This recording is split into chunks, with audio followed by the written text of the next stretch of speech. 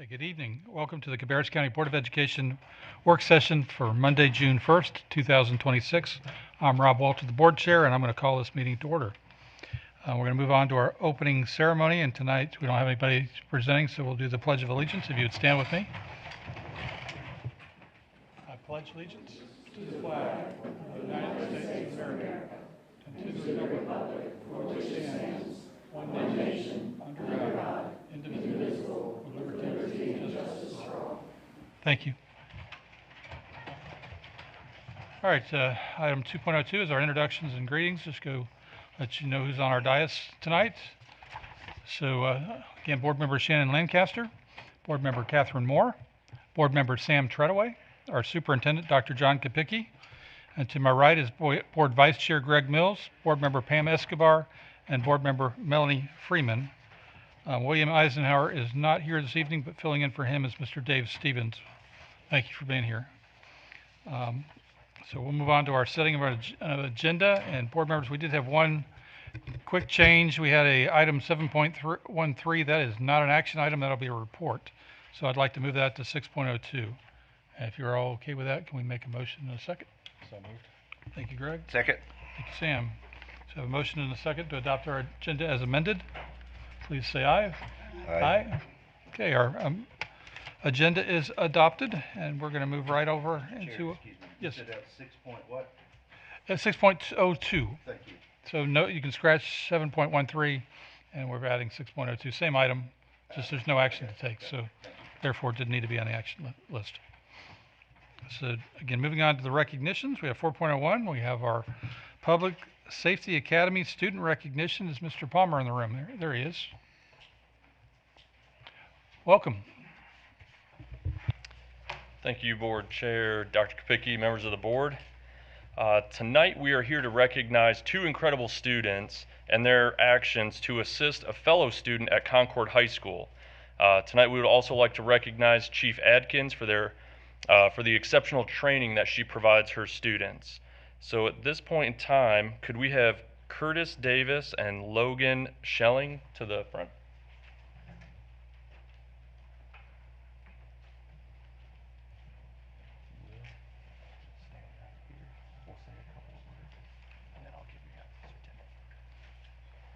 Perfect.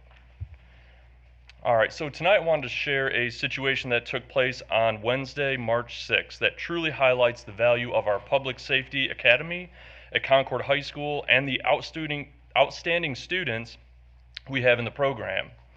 I would also like to thank the athletic director, Greg Little, for sharing this information with us.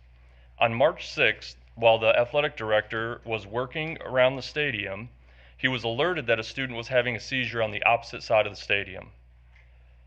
It was approximately 200 yards away.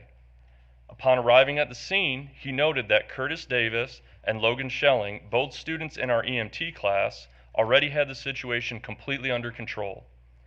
They had the student properly positioned on their side, had cleared other students away from the area, and were calmly monitoring the situation. They were able to provide the athletic director with the student's vitals, how long the seizure had lasted, and other critical information that medical personnel would need upon arrival. When EMS arrived, the students professionally communicated all the information directly to them.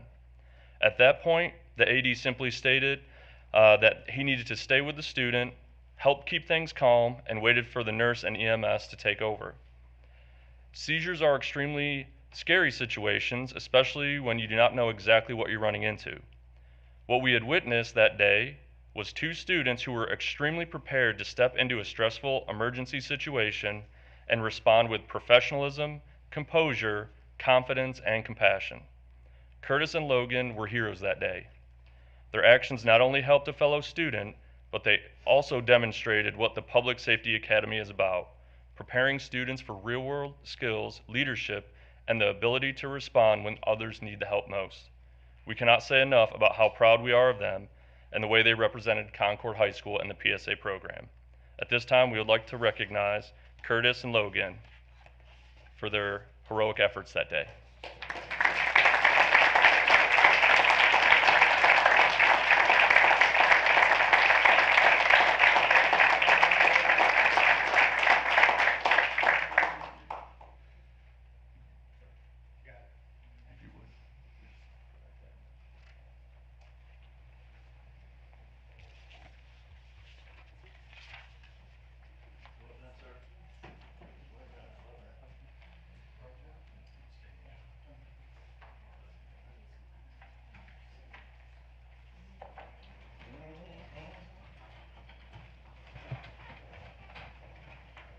So glad we had the opportunity to recognize them tonight. We're going to move on to our board chair and superintendent comments, and I will keep mine brief.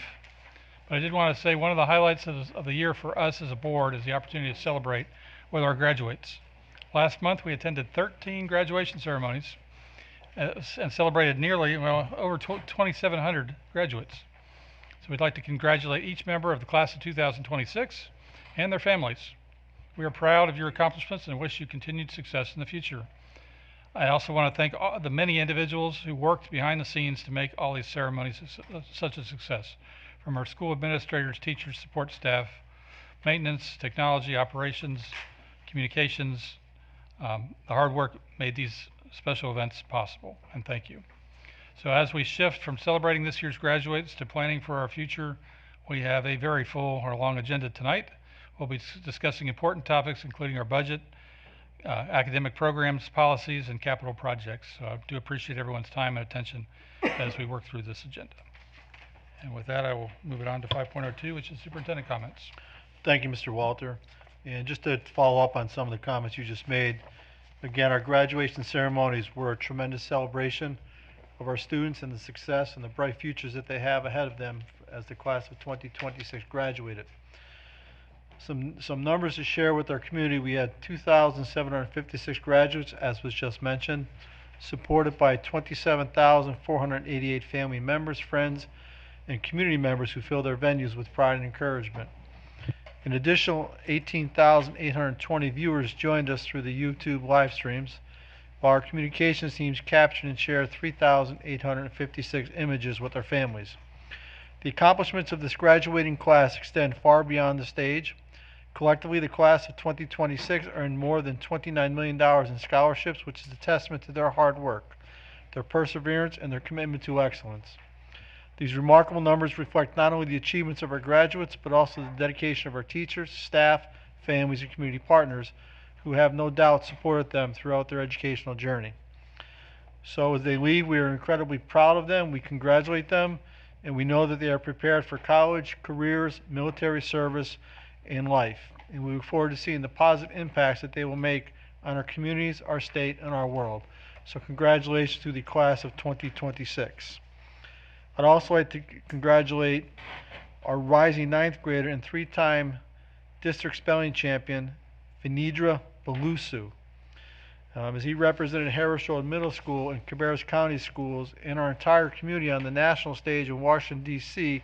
at the Scripps National Spelling Bee, which was held last week. Competing against the nation's best spellers, Vinidra finished 10th in the nation. So I want to say that again, he finished 10th in the nation. He successfully advanced through 9 challenging rounds by demonstrating remarkable poise and knowledge while correctly defining and spelling some incredibly difficult words along the way. So again, on behalf of Cabarrus County Schools, I congratulate Vinidra, his family, his teachers, and everyone who has supported him on this incredible journey.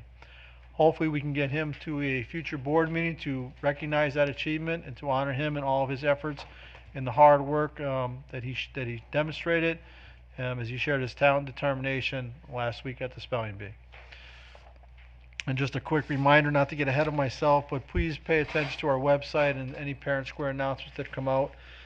Before you know it, we will be back to school. So we want to just make sure that we are communicating to our families as to not only things that go on in the summer, but how to prepare for the upcoming school year for the 2026-27 school year. Before we know it, it will be upon us. Thank you. Thank you, Dr. Kapicki. And we're going to continue on to 5.03, and we've brought back the board member comments area. And this is really just for board members to bring up comments, concerns, or suggestions. These are not action items since they're not on the agenda. Nobody's had an opportunity to prepare ahead of time, but it is an opportunity for board members to share what's on their mind. And I will, I guess, start with Greg. You mentioned you were going to speak, so. Sure. Mr. Mills? So our legislative agenda committee kind of meets as needed, and our board chair, Mr. Walter, let us know that he was going to Raleigh, and he has 3 meetings scheduled with our representatives in the General Assembly. And so what we did was, rather than present them our legislative agenda again, we took the list of bills that our superintendent provides us every week, those bills that he tracks, brings to our attention so that we can pay attention and advocate on behalf of those things. I looked at them with a mind towards what was already on our legislative agenda. And so what I did was I took those bills, distilled them down to the ones that I thought would be most impactful for Cabarrus County Schools, and then those that already aligned with our legislative agenda so that we wouldn't need to amend it. And sent that out to all the members of our legislative committee, everybody that has participated in those committees in the past, and all the board members. So I think we have something that we'll send with Rob tomorrow, but I do want to read out the list of bills and just give a quick description so that's on the record. So the first one is SB 990, Students First Act. This bill includes work towards a weighted student funding model. That discussion is important because any long-term change to state funding could significantly impact Cabarrus County Schools. A revised formula should account for growth, rising exceptional children costs, competitive labor market pressures, school safety needs, and the actual cost of educating students. SB 1006, the K-12 Innovation and Transformation Act. This bill provides provisions related to advanced teaching roles, apprenticeships, a redesign of high school, instructional innovation, and workforce pathways. Please support provisions that provide districts with meaningful flexibility, recurring resources, and practical tools rather than short-term, overly restrictive programs. SB 840 is teacher licensure modifications. The bill would reduce barriers for qualified educators, including experienced teachers from other states. Cabarrus County competes in a regional labor market where teacher recruitment and retention are major challenges. Licensure flexibility can help us attract qualified educators more quickly. HB 1124, the Interstate Compact for School Psychologists. This bill would allow North Carolina to participate in an interstate compact for school psychologists. School psychologists are difficult to recruit and are essential for student mental health, exceptional children evaluations, compliance timelines, and reducing reliance on costly contracted services. HB 1143, the Principal Fellows and MSA Intern Stipends. This bill would support the school leadership pipeline through principal preparation and internship stipends for graduate students pursuing a Master's of School Administration. Strong principals are essential to teacher retention, school culture, student achievement, and successful school improvement efforts. Senate Bill 1044, Foundational Mathematics Act. This bill would establish new expectations for K-8 math instruction, screening, intervention, and student support plans. Improving math outcomes is a worthy goal, but implementation would require time, training, staffing, intervention support, and data systems. Support math improvement efforts only with adequate implementation funding and the flexibility districts need to meet students' needs effectively. Senate Bill 864, Safe and Responsible AI in School Acts, and that's paired up with House Bill 301, Social Media and AI Safety. These bills address student safety, artificial intelligence, technology use, and related policy requirements. These issues are increasingly important for instruction, student well-being, and data privacy. Support clear, practical guidance and avoid unfunded compliance burdens. And then school safety funding. While several bills touch on safety-related issues, our board continues to prioritize recurring state support for resource officers. Maintaining safe campuses is an ongoing operational need. And so with all of those, we kind of described what the bills were, kind of what our priorities were, what our ask would be, and so we hope that that will be benefit to our legislators as they're talking to their colleagues in Raleigh and pursuing meaningful legislation that will help our students in Cabarrus County. Thank you, Mr. Mills. Ms. Lancaster, you had your... I would like to take a moment to thank Mr. Penn and his staff for all the work they have done in the budget for the past several months and recognize the experience and qualifications that Mr. Penn brings to Cabarrus County Schools. Mr. Penn currently serves as our Chief Financial Officer and oversees a budget of more than $530 million. Managing a budget this size requires a higher level of skill, knowledge, and leadership. Before joining Cabarrus County Schools, Mr. Penn served as the Chief Financial Officer for Hartford and New Hanover Public Schools in Connecticut, where he managed very large budgets and staffs. Mr. Penn has also worked many years in the private sector. having held leadership roles in major financial organization institutions focusing on investing, budgeting, and cost savings. Mr. Penn also holds a degree in finance from Cornell and also has a Master of Business degree in finance. The general public may not be aware that North Carolina uses a line item allotment-based budgeting system for public schools. Unlike private business, school districts cannot freely move money between categories because many local, state, and federal funds are restricted to certain categories and purposes. There are only 2 states in the entire country that follow this model for public schools, and North Carolina is one of the 2.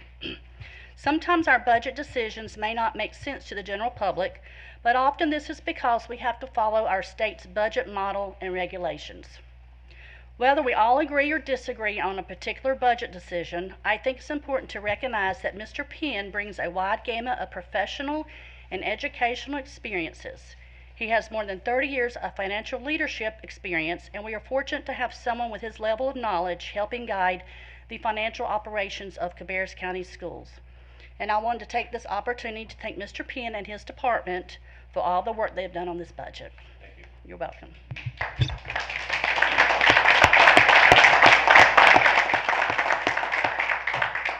Thank you, Ms. Lancaster. Ms. Moore? I would just like to address the public comments concerning Dr. Kopicki's salary. First of all, superintendents are just like teachers and administrators. We're paid by our years of experience. We're very fortunate to have a superintendent that's got over 35 years experience in education and 15 years experience as a superintendent. He's responsible for over 35,000 students and 4,200 employees. And basically, Dr. Kopicki's on call 24/7. And we get text messages to prove that. When Dr. Kopicki came in August of 2021, he came from Pennsylvania, and North Carolina did not acknowledge his years of experience as a superintendent.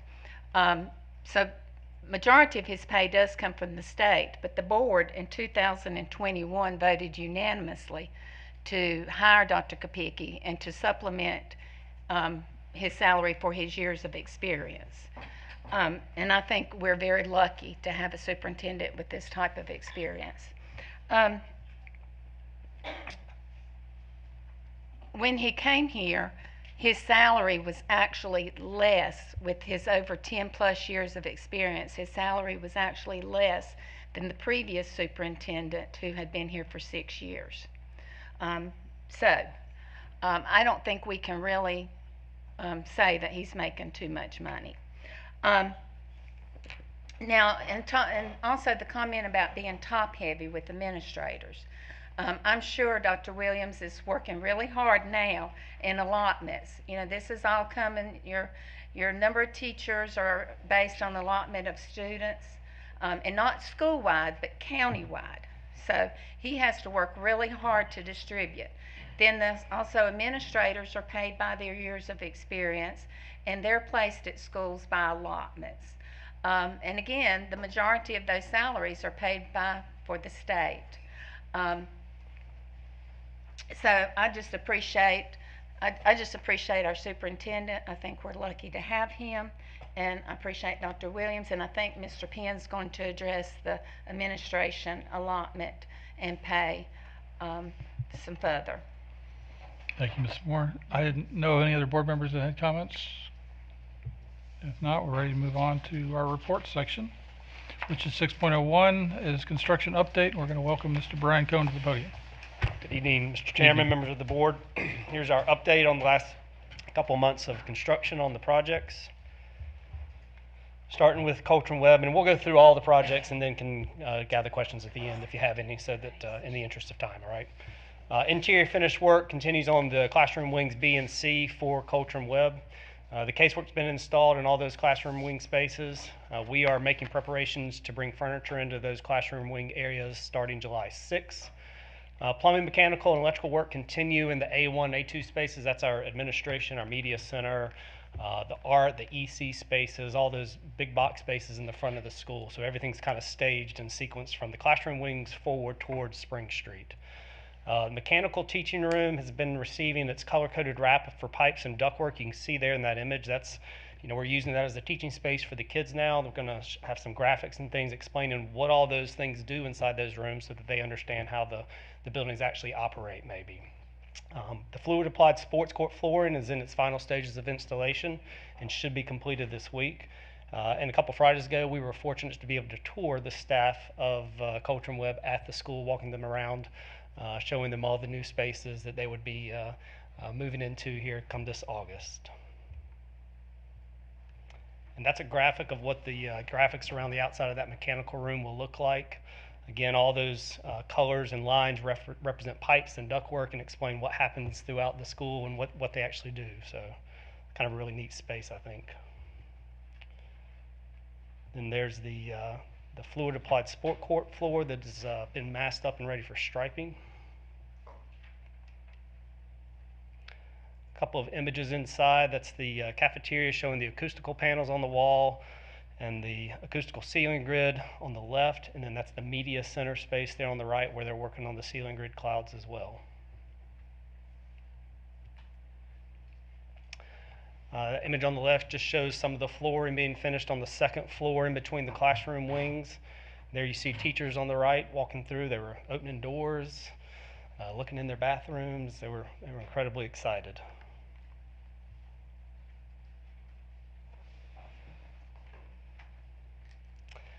Moving to the outside, so the concrete sidewalk's been placed and finished around the multi-purpose field there that you see on the back side of the property.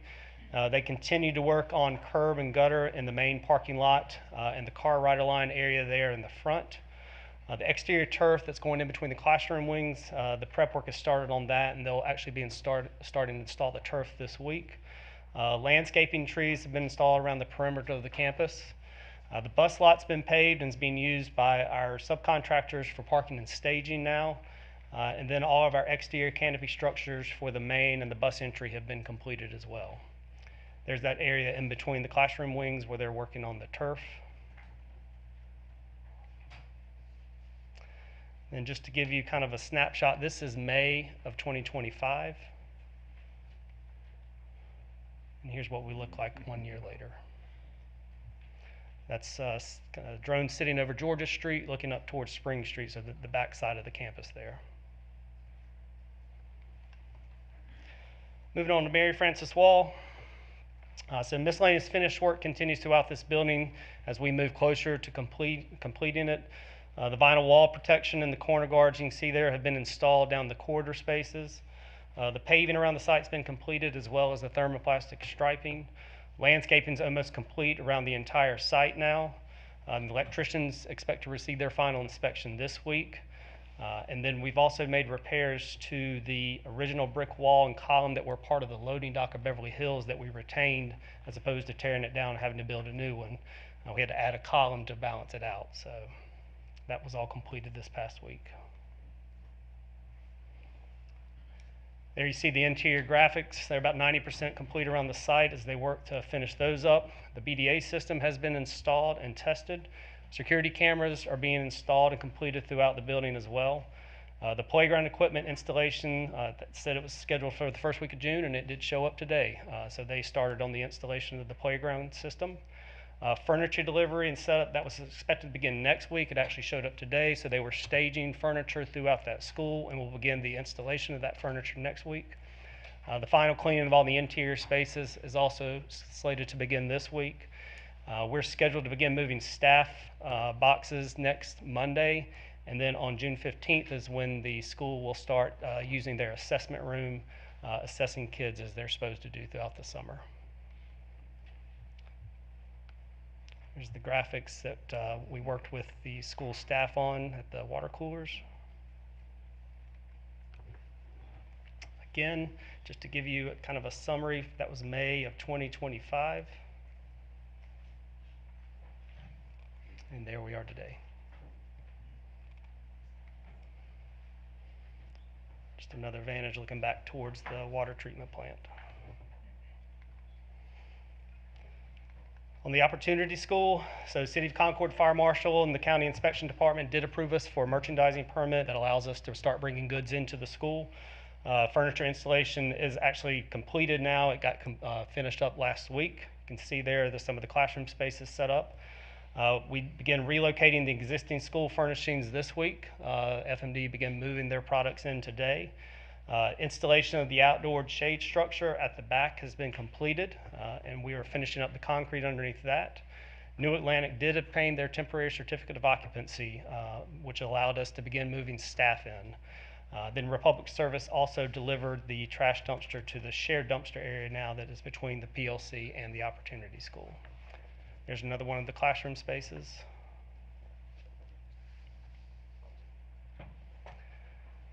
Again, the fluid applied sport court floor has been completed in the multi-purpose gym space. The wall pads and the acoustical panels have been installed as well. Exterior paving and striping obviously is complete around the site. Landscaping has been completed. The fire alarm and BDA systems are all active. Just some outstanding items that we're addressing with access control and card readers, just some interior graphics, miscellaneous ones that need to be completed, and then final cleaning and some remaining technology installation that's taking place as we relocate staff into the school. It's looking at one side of the main parking lot in the front.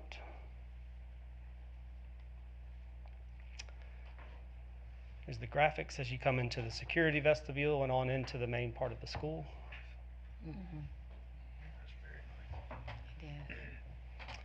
And then there's just an updated aerial image, kind of looking north. You can see Winkler, Weddington. If you look hard, you can see West Cabarrus back over there. But I would say that this is our most maximized use piece of property that we have in the district.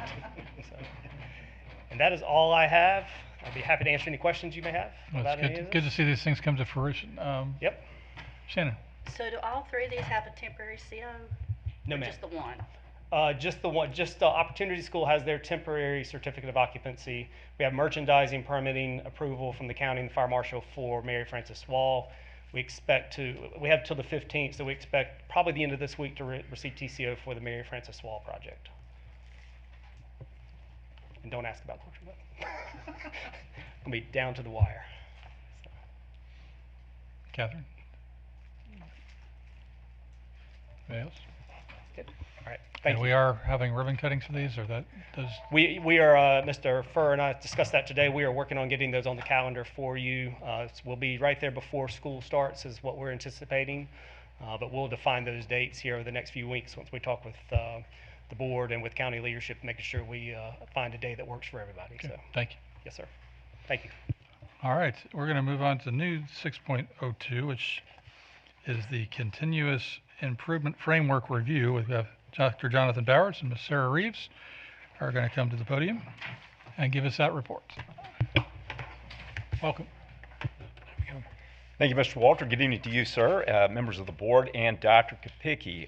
Certainly, it is our pleasure to stand here before you tonight and provide a bit of a review for our continuous school improvement framework. We led off the meeting tonight acknowledging the celebrations and the many wonderful events that took place at the end of May as we concluded what was the instructional timeline of the school year.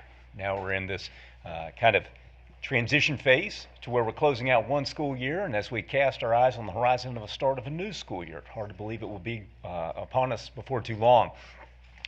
When we go through the school improvement process, it's important to understand the framework behind it. Many of the things that we speak about, the results, the achievements, the accolades, and certainly what defines us as a school system, they're grounded in a very intentional, a thoughtful, a methodical, and a very defined framework. As I like to say in education, sometimes things happen by accident. Patterns, trends do not happen by accident. They are reflective of individuals' work, their efforts, and the actual tireless commitment towards continuous improvement. I think in the coming weeks we'll hear a lot about achievements that were obtained this year, and rightfully so. But before we really start to embark upon that closeout phase and the celebratory moments that we believe will occur, it's important to look back and say, okay, how did we get here and what brought us to this? And the one thing I will say is when we define our why here in Cabarrus County Schools, our why is none other than those 27 graduates we saw walk across the stage. That is indeed what motivates us, what gives us purpose and definition. And for every student who is in school, their aspirations to be on that stage one day and to receive a diploma from his or her principal is certainly what drives them. And we want to continue to support that and make sure that we give the resources, the efforts, and the intention where it is needed. And that is on our students every day, because that is the main thing. And that is our focus, and we do not waver in that. And I applaud you as a board for standing by that commitment as well. So tonight, this will be brief, but again, it's important to understand what this process and journey has looked like, because we're in the third year of this iteration of our continuous school improvement framework. So it's important to review what is continuous improvement, what drives it, what defines it. And as we do that, we want to talk about our school improvement planning expectations. That which gets named gets done. And certainly our schools have risen to the task and the challenge of doing that. Also, we want to take a look at the resources, the supports, and obviously what are going to be those progress that we've achieved along the way. And then ultimately give you a sense of a timeline as to what's going to occur in the coming months and what you can anticipate as the board in terms of activities and timelines and other milestones that will be reached. So with that as the backdrop, we start with what is continuous improvement. Well, number one, to define that with one single word is difficult. But what you can see are a series of events that contribute to this effort, all of which outlined here before you today speak to the work that goes behind it.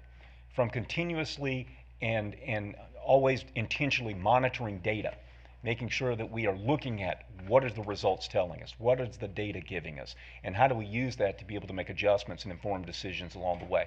Always making sure that we're identifying what are our gaps, what are our opportunities for growth, also what achievements have been noted as well, to make sure that we're certainly recognizing that, but making adjustments before it's too late.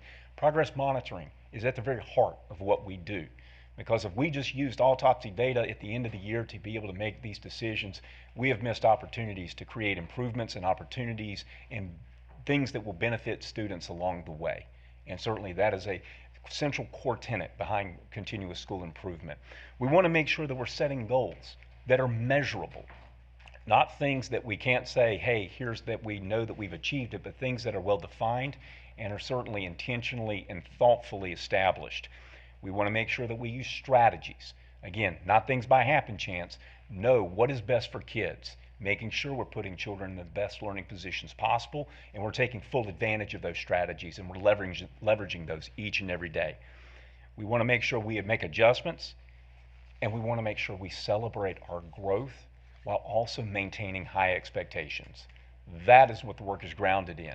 Taking those opportunities to be able to recognize that which has been accomplished, but always, always setting the bar higher each and every year and not backing down.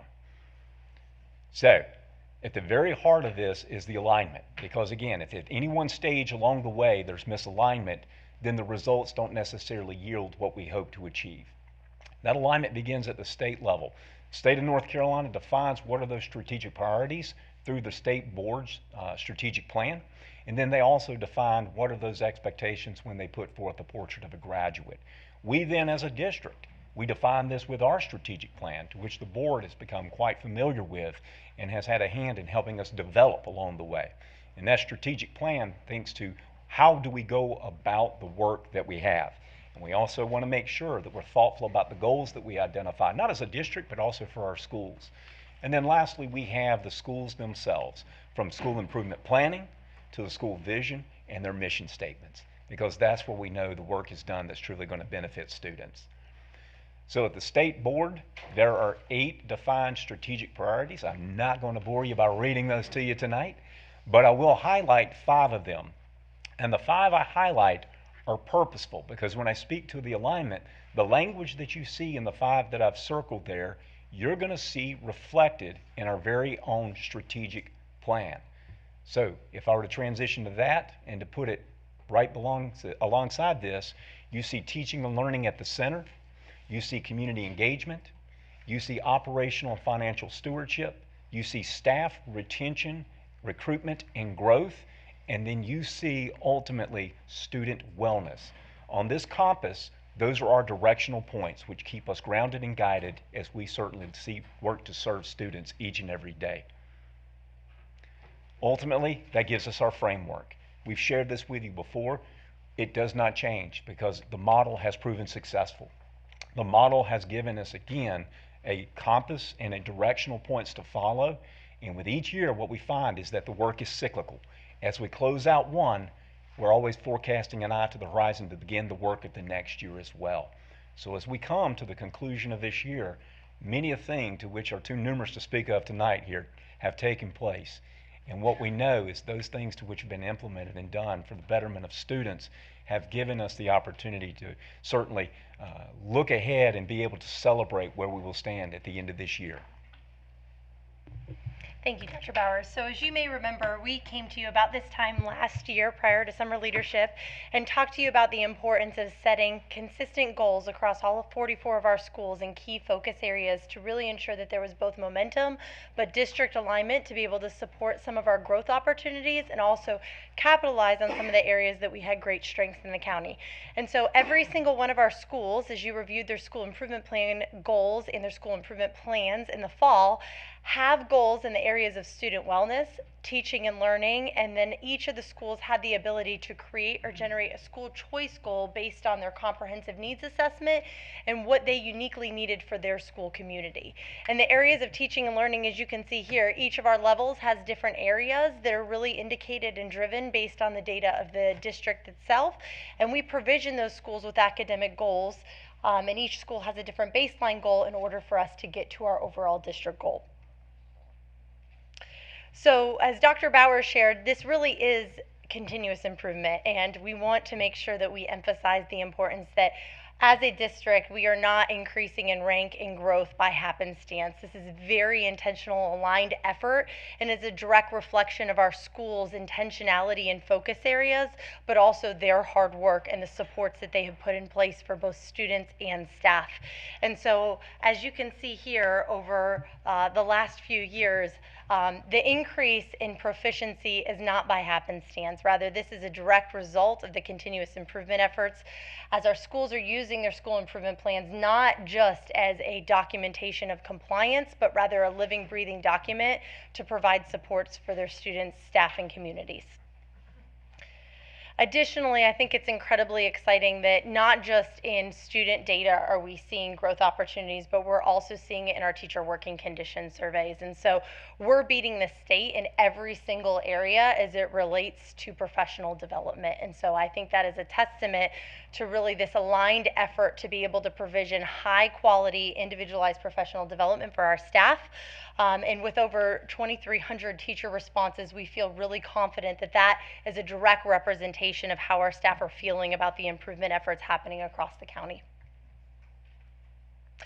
And so this just keeps getting better every year. Obviously, we will not be able to come to you until August or September. Our current data is embargoed. However, I think it's important to recap the following year, and when we came to you, we weren't able to produce to you the data, but we ended last year with the highest graduation rate on record in Cabarrus County schools. Additionally, 87.5% of our schools met or exceeded growth, and we were above state data in every EOC and EOG area. And so as we continue to move forward, we are not satisfied with our current results. We are going to continue to strive to improve those results so that every student across that graduation stage is prepared for the future and they have access to rigorous coursework. However, I do believe that the intentional efforts that we are providing in terms of key district action steps as well as school action steps very much are showing up in every data indicator that we have at this point.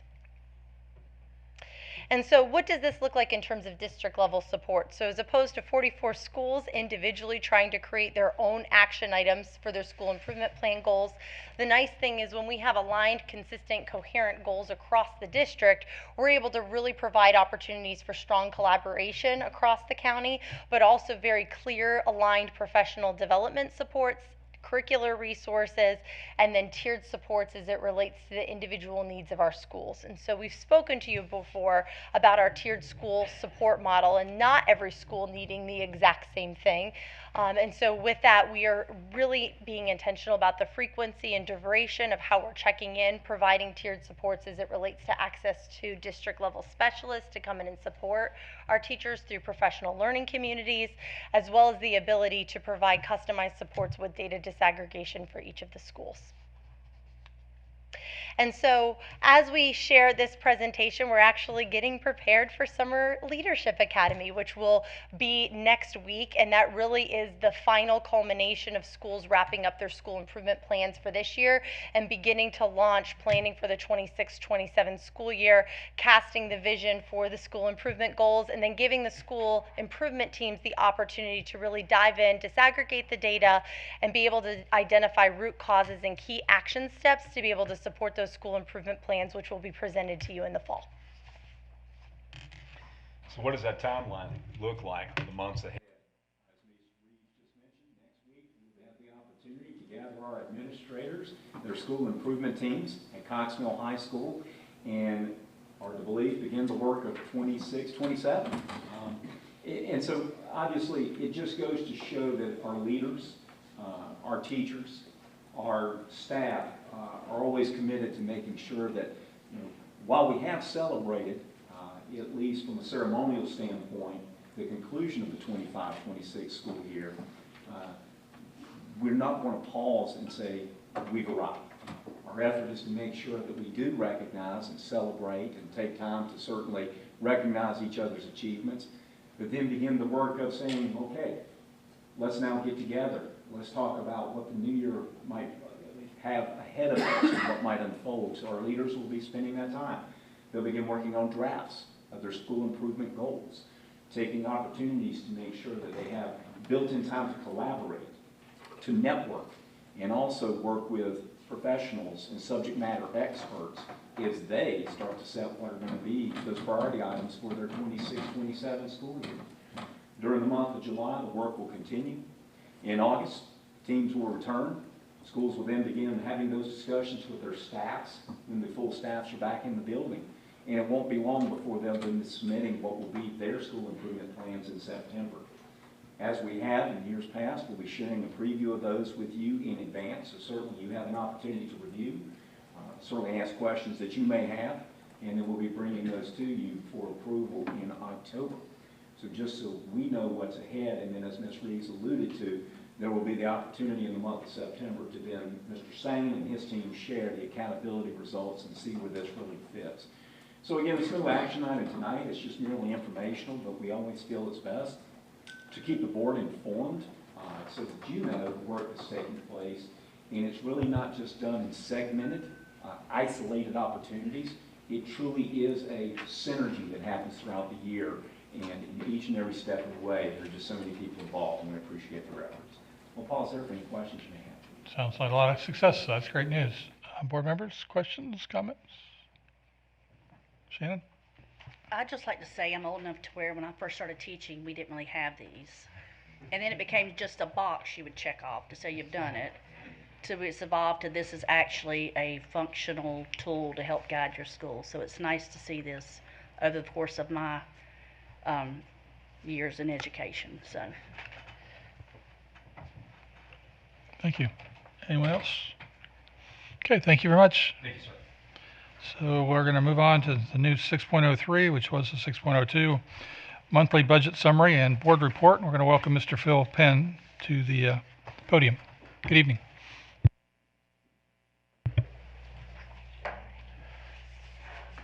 Good evening, Mr. Walter, board members, Ms. Lancaster. Thank you again for that commentary regarding me and especially regarding my team. Very much appreciated. Happy to take you through sort of my monthly financial position summary tonight. We completed our last review as a team on May 14th, and based on that review, our overall financial position continued to improve over the past month with one notable exception. Not surprisingly, gas and diesel prices continue to impact our fuel costs, and my guess is we're going to exceed the original budget for those items by about $900,000 on total for this year. So it's a huge impact to us. So I'm very glad that consumption has dropped dramatically now that the school year has ended. We don't have anywhere near the number of buses running, which is good news from a financial standpoint. I would say more importantly, though, in the past month, we started to gain some clarity around where the state budget's going to land with respect to the 26-27 year. Looking at the framework that's been proposed so far, and it is just a framework, nothing's been decided yet. There's still a lot of work to do to get to an approved budget at the state level. But raises for teachers will potentially be higher than what we had modeled for, an average at 8% over the 2 years, and our model was 6. Raises for classified staff are a little bit below what we had modeled for, proposed of 3 versus a model of 6. One of the key uncertainties regarding the remainder of the 25-26 year for us is the timing of the one-time bonuses that are also part of the state budget proposal. If those bonuses need to get paid prior to June 30th, that puts us in the current fiscal year. And if that was to be the case, our best forecast is that we would have a very small surplus for the 25-26 year. Now, should the bonuses be paid on or after July 1st, the surplus for 25-26 would be substantially larger. And based on what we've modeled out, I think we'll be very close to the amount that we would need to push our fund balance back into compliance with our fund balance policy. It's policy 8101 for those of you who want to review it. But that policy basically says it's 4% of the most recent year's operating budget. So in addition to continuing to monitor the state budget development process now, my team is going to be very busy over the next few weeks closing out the 25-26 year and getting the new fiscal year ready for July 1st. And that latter activity is especially important for our schools and departments. We need an initial budget created in order to start entering requisitions for supplies and materials that the schools will need to open up the year, and to pay for things such as software subscriptions and insurance policies that all have July 1st rollover dates. It's for that reason that later on the agenda you're going to see a continuation budget, sometimes called an interim budget resolution, that's going to allow us to continue to spend those until we're ready to come forward with a comprehensive budget later on in the fall, as we've done in the last 3 years. That includes what would then be the state budget, our federal funding, the different business units that we have, the business entities, more of a comprehensive approach to that. But this allows us to spend only the normal items to sort of sustain the operation and continue to make payroll until that that initial budget resolution is put out there, the one that would be more comprehensive. So my team is going to be reviewing everything more comprehensively once again, starting on June 11th, as we start getting past final payrolls. We start getting past the payment of the certified supplements to teachers in early June. And what I've said is that at the Finance Committee meeting last week, if anything emerges from those conversations, we'll make sure that we communicate it back out to the board as soon as possible. But I certainly feel better about where we appear to be landing this year than I felt probably 4 or 5 months ago. Okay. Questions on that? Nope. So, Mr. Penn, you're saying we're $900,000 over normal fuel costs? Is that what Yes, you're ma'am. saying? That's correct. Okay. And I've heard in the past week that even if the situation I ran were to end today, it would take 6 months for these prices to come back down, which would put us in the middle of next school year. Well, it's interesting you bring that up. At one point earlier in my career, I actually oversaw a group of consultants that worked in the energy cycle, particularly in oil field services, as where their main area was. And what I will tell you is, anything that you're pumping out at the pump right now was refined 30 days ago, right? That's about the cycle to get through. So if you think about commodity being a commodity of oil being a worldwide product, right? You can buy it anywhere. It's all dollar denominated everywhere in the world. It's very fungible. It's probably the most fungible commodity anywhere in the world right now. So if you think about the Strait of Hormuz, which is where the bottleneck is, and all the ships that have backed up into that process, the amount of time that it would take you to clear that backlog out is probably where the most of the issue would be, right? Because it's going to take a few months to have all those ships navigate their way back out again. So I would agree, I'm going to be a little more conservative, or maybe it's more optimistic, in saying it's 3 to 4 months by the time you see the reduction at the pump level. But that's if it happens tomorrow, right? So I think we will be back in operation with our school buses running again while these prices are currently where they are. Yeah. Well, I'll have to cross that bridge when we get there, I guess. That's correct. There is obviously knowledge at the state level that this remains a problem. DPI has shared with us through their transportation area that they are continuing to approach the legislature for potential emergency funding that would support some of this, but very much the state budget is still up in the air right now. Until you see a hammered out agreement, you can't plan on any of it. Thank you, Mr. Penn. Yeah. Ready to move on? Okay, we will jump into our items for consent or action. These are items that will be presented that we will vote on next week. We can either, if we have enough information and don't see any objections, we can add it to consent, or if we want more information or on other input or questions, and we can add it to the action item. So we'll start with 7.01, and this is the 2025-26 budget amendment number 8. Yes, thank you so much. Budget amendment number 8 reflects all the budgetary changes that we've had in the past month, and the affected funds with 1, 2, 3, 4, and 8. And I'm happy to go through the highlights with you. Fund number 1, the State Public School Fund.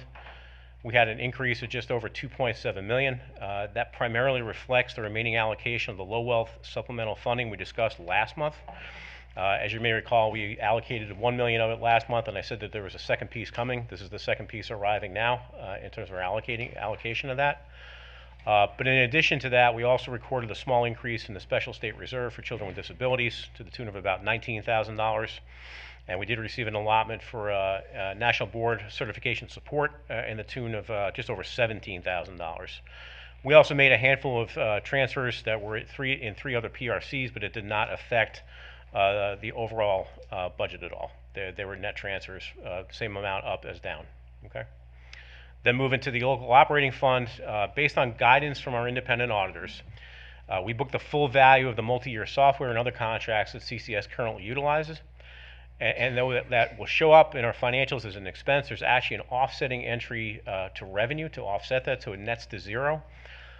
This type of accounting entry needs to be made each year to stay in compliance with current GASB standards around this. And you may recall that we did something similar when we had the Apple leases for the first time last year. We did book an entry very similar to this about a year ago.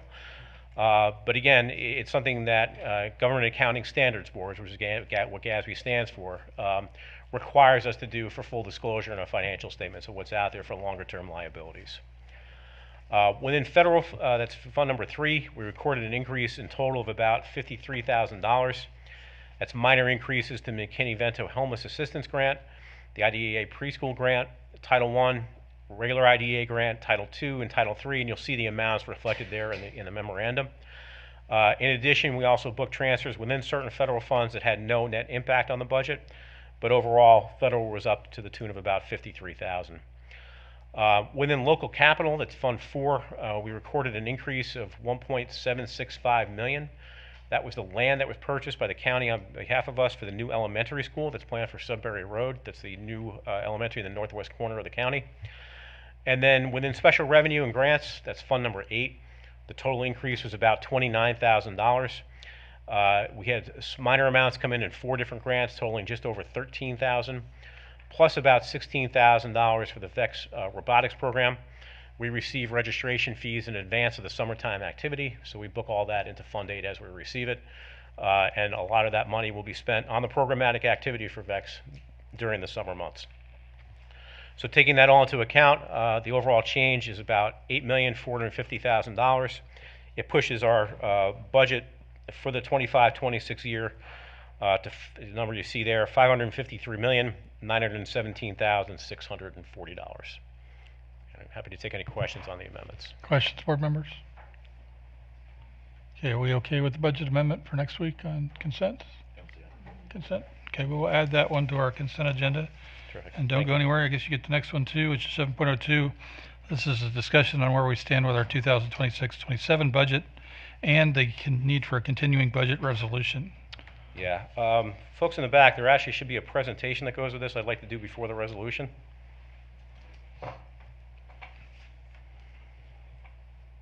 That's the one. Thank you. If we can go to the first slide, that would be ideal. Looks like a long presentation. Yeah, dig in, folks. We're going to be here for a bit. I'll try to move through it as quickly as I can. Yeah, please do. We got 16 other items. So I'm aware of that, but this is important. So in a few minutes, I'm going to ask the board to adopt an interim budget resolution for 26-27. I'll explain at that point why we're doing it and give you the statutory authority that goes with it. But before we do that, I think it's important that we correct some information that's been shared with the board via email and post it out on social media. It's not something I normally do, but I'm choosing to do so because I think the public needs to be aware of the truth, and because certain individuals have chosen to sully the reputation of the finance team, many of whom are in the back of this room right now. I'm choosing to give them a voice because they've more than earned that. So as I think as I shared with you in a recent meeting, I've been doing budgets since 1992, for 34 years. And one of the great lessons I've learned about studying somebody else's budget is that you need to have three critical factors to analyze a budget correctly: context, process, and details. And without a solid grounding in all three of those, the analysis is going to be deeply flawed, which I think I'm about to demonstrate. So the first place we need to go is understanding what our budget templates look like. In the fall, we send out to all of our schools and departments, and there are 60 in total, a template that they're all asked to submit back to finance, completed in 3 different sections. Now, the first section is the instructions on how to complete the template. The second, for schools, has their instructional supplies and materials and mileage. And for department, any kind of continuation of requests that they have. And then the third section, and this is an important one, covers anything that wouldn't normally be in the continuation budget. It's something that would have to go into an expansion request or the capital budget, right? So you see the 3 sections sort of laid out there. And on the next couple of slides, you just see them in a little more detail. In the instructions, and you can read this for yourself, the principal or department heads given an opportunity to request items that would not typically be covered by their instructional supplies or mileage. And there's a series of questions that they have to go through to answer to include that on the request. This is the second section where they're going to see what exactly they spent coming out of their instructional supply money. And I'll take a second to point out here, it's not just all on instructional supplies. They're required to use this to pay for the copier cost and a few other different things that flow through the school. It's important that they have those funds, and if I had other principals here with me tonight, they'd be telling you how critical that is to the supply of their school and how critical it is to fund their school to operate on a day-in, day-out basis. And then the last piece of this, and you'll see this on slide 6 of your presentation, is how the request gets completed. Schools and departments are asked to make these requests as detailed as possible. And every single one of them gets reviewed in detail in the budget meetings we have with the principals and the department heads. It's not just enough for us to read it within the finance department. We want to hear it from the source why it's important to them. And this is the 3rd year that we've used this template, and it's actually proven to be a pretty effective way of ensuring that the asks align to our strategic plan as they're required to complete. So I'm going to start to dissect one of the emails that was sent to you, and starting on slide 7, and you will see at the top the verbatim comments that got received from one commissioner through email. Now, in this claim, he's saying that we can save between $4 and $6 million per year by right-sizing the budgets for supply and materials. That's not true. So what I'll say is we intentionally froze spending in supplies and mileage and travel and workshops in December of 2024. And if you were on the board at that time, you certainly remember what we were going through financially that year. And we had taken an opportunity to say, if wherever we have discretionary money and we have an opportunity to slow it, we're going to do that. So looking strictly at what we spent that year versus what we're budgeted does not tell you the complete story. So you have to keep in mind that many of the supplies covered by the local operating budgets are actually for our schools. And like I said, they have to cover a wide array of expenses. Copier leases, and from the custodial side, anything that they need to clean the schools, and shop supplies for facilities and maintenance and for the transportation area. Second point that was raised in this part of the email was the $90,000 contingency account that we hold in local operating. Well, contingencies by definition can't be easily predicted, right? What we spent the prior year on the contingency is sort of irrelevant when you look at what the size that you're trying to set the contingency for. Dr. Kapicki and I worked pretty closely on this to determine what the right level of contingency was. It was 0.001% of the budget, right? We landed on that number, which coincidentally actually was pretty close to what the value of a social worker was within the district. Something we actually used the contingency in a prior year where we found the need to have an additional social worker within the district. That the contingency, again, can't be easily predicted from year to year. And I will tell you that because of where our fund balance is right now, that the contingency item needs to be is very important to us going forward. I'm perfectly comfortable with the fact that we raised that from $45,000 to $90,000. $90,000 is a very small amount of money in a local budget that's over $100 million and an overall budget that's over $550 million. Membership dues. So this again has the verbatim comments around membership dues. And again, there's some missing context around this, is that most of the memberships we hold actually allow us to take advantage of professional development at discounted rates versus non-member rates. And remember that these are primarily district memberships. These aren't individual ones. Other memberships enable us to have a more integrated into the community. And I'll tell you, if you're not really paying attention and understand the link between the schools and the community, you're not looking hard enough. So I appreciate at the bottom here what the commissioner has said to point out what we actually said on May 4th, was that we were already going to reduce this with this item. So again, it's catching up on something that we already said 4 weeks ago we were planning on doing anyway. Now this one came in and was a bit confusing, to be perfectly candid. But what the commissioner is saying is that we can save about $6.9 million a year by freezing administrator salaries. Well, by my numbers, our total pool of salary for all the administration is $16 million. So to be clear, you'd have to lay off 45% of that staff to hit that number, right? That's entire group. Now within that, in a few seconds, I'm going to talk about exactly what's here, but keep in mind, coordinators have mandated state salary schedules and required legislative increases. They're not open to optional conversations or local discretion. And freezing district level administrators, and my HR counterpart would confirm this, is going to pull us well below market when it comes to these type of positions. We would struggle to get folks here to do that work. And keep in mind, we already spend a tremendous amount of time maximizing the use of state funds when it comes to position allotments. Carrie York, who's my payroll director in the back of the room, and her team spend a huge amount of time all the way through the year making sure we're using every single dollar we can get out of the state before we touch local. It's an ongoing activity that consumes a huge amount of time. This is what the actual salary tables look like from the state, and the ones that we have here are the ones from the principals and the assistant principals. Salaries get paid in accordance with the state salary tables. You'll see the ones here that show the base salaries for all of them.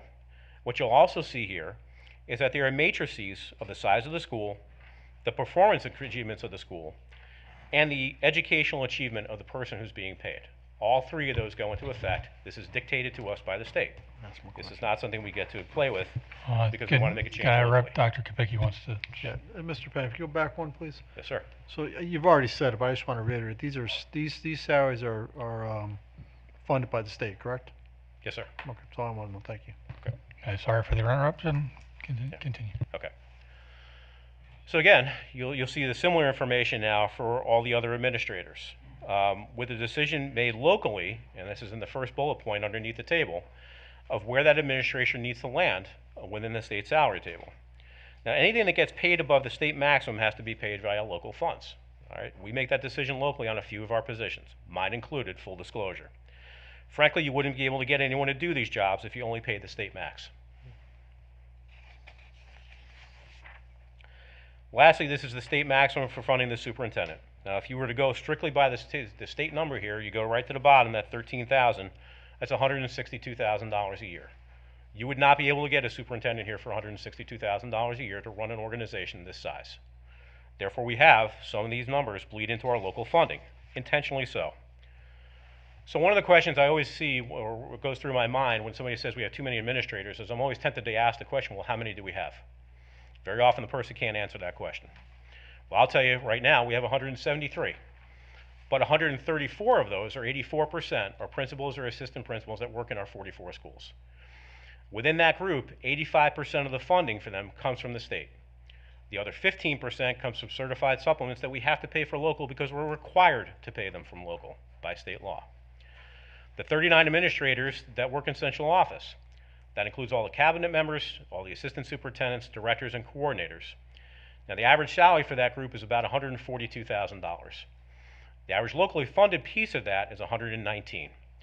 And the remainder is coming from state, federal, and other funding sources, such as our business enterprises like the School Nutrition Program and Kids Plus. Again, these are high-level positions with very, very seasoned people with exceptional backgrounds. Frankly, where you're seeing right now the results that we're getting from the work that these folks are doing. You would not be able to get people here to do this job at only the state minimum. Okay. So this is the first example where lack of knowledge about our budget process caused a deeply flawed analysis. And you'll see here, this is an expansion request from one of the schools. Now the entry clearly says the position is currently paid for by Title I. Several schools, elementary in particular, would like to see funding restored for MTSS positions. This is something that comes in on an expansion request every single year that we do this. But let me state this very clearly. This position was not added to the local operating budget and was not included in the expansion requests. Schools ask for a lot of different stuff. If I was to present to you in our initial presentation everything that got asked for, the number would have been $11 million higher, right? We simply don't do that. We go through a very exhaustive process to make sure that we're vetting all this stuff out to say what makes the most sense. This slide has the second example where a lack of knowledge of process called a flaws analysis. Now, when we go through 60 different meetings with each school and department, we often make notes to ensure that nothing gets duplicated or anything requiring a follow-up takes place. This is also why we have all the central office departments participating in the meeting to chime in when they hear any kind of conflicts or to hear commonalities as they become available. So when we start to aggregate all this information, the first thing we do is go back through all the notes to make sure all the follow-up items were completed. There wasn't any double up. Conferences. So what I will say to you is inordinate is sort of a subjective term, right? What benchmark data was the commissioner using to determine what that assertion was, what is excessive or inordinate? Now keep in mind, we scale back the requested professional development as a standard part of our budget practice each year. Several areas actually require professional development for their staff to maintain licenses and certifications. That includes all of our tradespeople, electricians, plumbers, HVAC techs, and pesticide managers. But it also includes school psychologists, counselors, and social workers, and even the bus mechanics, to name but a few. If we were to gut this down to nothing, we would not be able to have certified personnel working in the roles that they're supposed to operate in. And once again, I'll have to thank the commissioner for pointing out for something that I had already said at the beginning of May, where we're going to take out of the budget. The $422,000 you'll see there at the bottom. iPads. Okay. There's a statement from the commissioner that we did not provide a sufficient explanation on this topic. However, that explanation on the iPads was actually presented in the appendix of our budget presentation, a screenshot of which appears below. That seems to confirm to me that this was never read, right? To go further down that point, let's talk a little bit more about how that 700 computers, iPads, broke down. It wasn't just for K-1 general instruction. 125 of those were for EC students. Another 225 were either for intervention purposes or for encore teachers. Another 200 were actually for VEX, robotics, or AIG students. And there was another 50 that were set aside for specialized students. So all those different things are now being impacted by this decision to exclude computers out of the budget. And we'll go into a little more detail, but on this next page, you can actually see where the comment was and where we broke that out, confirming this is not intended for just for K-1 education. It was on page 47, but I guess you had to be there to know that, and as you guys remember, we were asked to leave the room. Now this one bothers me a lot.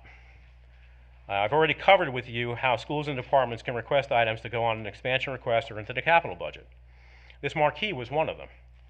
So as you'll see here, had the commissioner looked one column to the left of his screenshot, he would have realized that this was a capital request. It wasn't in the continuation operating budget. And despite what the commissioner had claimed in a social media post, I assure you this was not included in that operating budget, and I was going to demonstrate it wasn't an expansion or capital request either. There's the full entry, fully blown out, very, very clearly designated as a capital item. Now, unfortunately, you can see where things got interesting on social media around this topic, right? The commissioner went out there claiming that we were cutting VEX and keeping this digital display in the budget. That's pure political theater. Sorry, no other way to put it.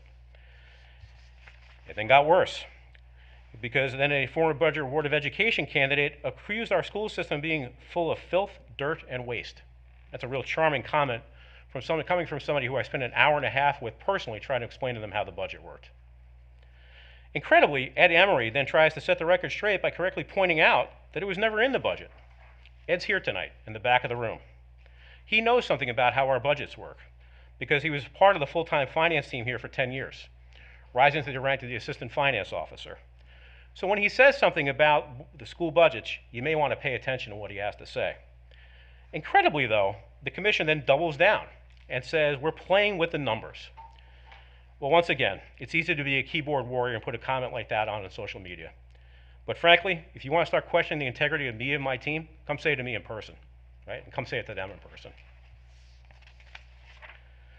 Final point before I move on for this. This is the totality of the expansion request that we had in our budget, which was originally on our page 31. Anyone see a marquee for C.C. Griffin on here? No? Double check, because I want to make sure everybody's sure on this. Let me be 100% clear on. If anybody persists in claiming that this marquee was in the budget, they're lying to you. There's no other way to put it. You can make a mistake, but at this point it's a lie, because now it's just being perpetuated. Software costs appear to be oversized for your needs. Appear to be, once again, is a very subjective term, not a quantitative one. And I question what IT or education expertise the Commissioner has to determine what the software needs of a large school system are. The two most targeted industries, I've shared this with the board before, for network intrusion and fraud, are healthcare and government. More specifically, pre-K-12 school systems, because they're perceived as soft targets. Now, we had actually already planned on tasking the IT area, and Mr. Singh can confirm this, he's in the room, with a $150,000 reduction in the software costs, once again, with what I presented you more than a month ago, back on May 4th. But again, thanks for confirming what we were planning. Text messages. This one actually made me chuckle a bit. Claim that the industry standard is 4.5 cents per text. Well, when? 2013? Because that's when the standard went away from charging people on a per text basis.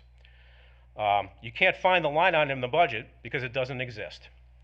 We pay a flat annual fee for our communications platform, ParentSquare. We utilize that extremely extensively. There's actually no charge on a per text basis for what goes out of that. And in fact, the default communication method is a message through the ParentSquare app.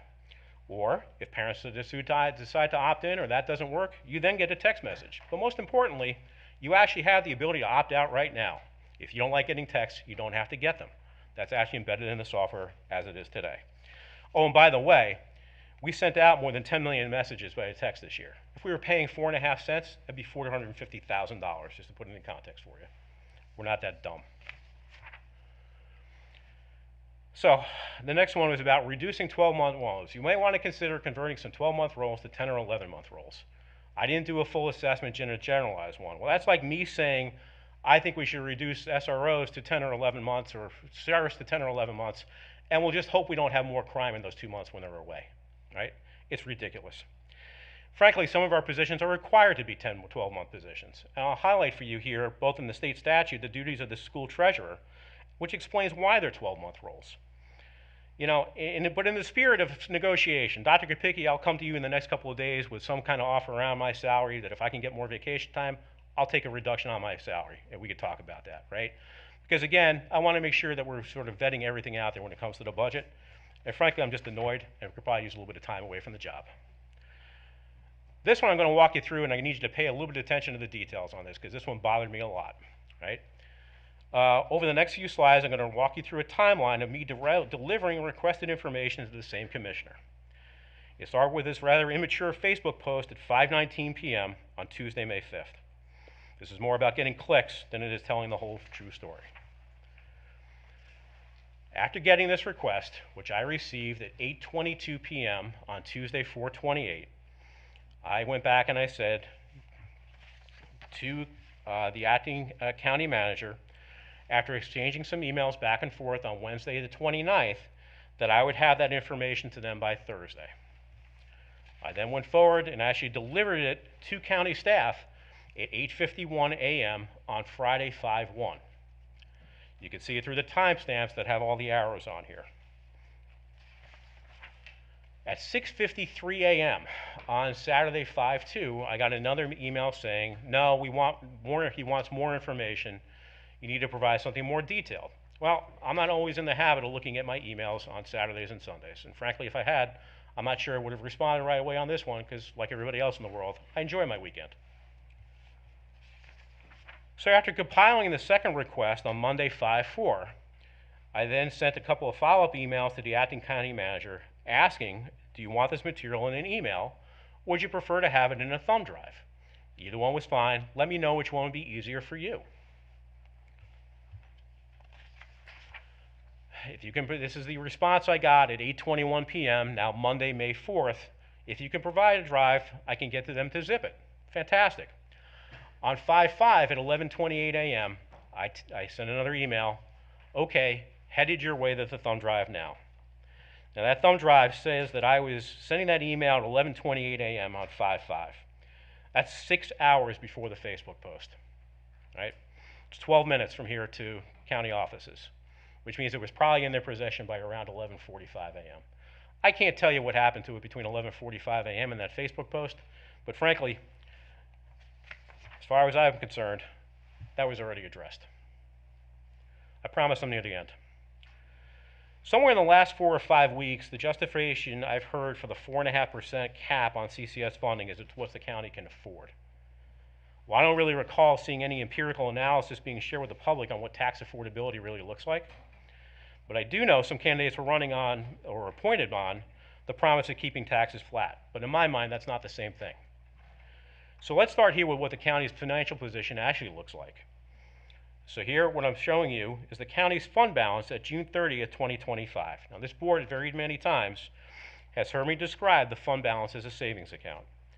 The most valuable part of that is the unassigned fund balance for the county at $97.6 million at the bottom.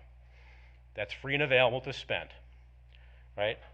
But also look toward the top. There's that funny little number of $38.3 million that's called stabilization by state statute. Sometimes that's referred to as RSS, restricted by state statute. And that's going to become important in a couple of minutes. On my next slide, you'll see toward the bottom, total expenses in the government side of the county at $428 million. And the reasonable question, Phil, is why is that important? Well, I'm glad you asked. Generally speaking, you want to hold about 15% of your prior year's prior year's expenses in your unassigned fund balance in order to maintain a AAA debt rating. In order to do that, you need to hold $62 million. Well, there's $97 million in the unassigned fund balance. Minus 62 leaves you $35 million, right? So that means you have $35 million available for capital projects, or, this is important because you don't hear them talk about this much, to appropriate as revenue in a future fiscal year. You have that ability. But what about that other $38 million that was restricted? Well, there it is again at the bottom. There's that fund balance of $62 million, but there again is that $38.3 million. Where does that continue to come from? Well, here's the answer. If you keep digging into the county's numbers, you're going to see their receivables. And you're going to see that almost all of that money is money that's due to us from other governments. Now, please excuse the technical accounting side of this, but in North Carolina, government entities can't count money that's owed to them by other governments in their unassigned fund balance until it's actually received. And so far, what I can tell you is, from what I've gotten from my counterparts over there, out of that $36 million, they've already received $33 million this year. Most of the money has already showed up. So let's put that together. $97 million of an unassigned fund balance, plus $33 million more that they've received since July 1st, that's $130 million, right? Now, to be fair to my original 3 points, I don't have all the necessary context around that $33 million, but it would be an interesting question to ask about what the county's available resources really are. Well, maybe I'll post that on Facebook later tonight.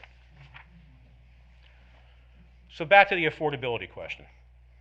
We're currently ranked 7th in the state for median household income. And interesting, we're actually ranked 327th nationally out of every county in the United States in terms of median household income. Those are curious rankings when you think about being told statements about our affordability isn't where it should be. Wouldn't you agree? I'll leave you with one final thought about affordability. In the budget that the acting county manager proposed to commissioners, there was no funding at all for CCS, for computers, for interactive displays, for security cameras for the schools, for the paging and intercom system upgrades, or for vehicles. It was all left at zero. But there was something in there that caught my eye. That was $1.1 million for the engineering and design of a new animal shelter. Well, that forced me to ask the question, well, how much is that project worth? Well, it's $15 million. $15 million. Now, before I start getting all the hate mail from animal rights groups, I will point out that I've had pets since I was 10 years old and I love animals.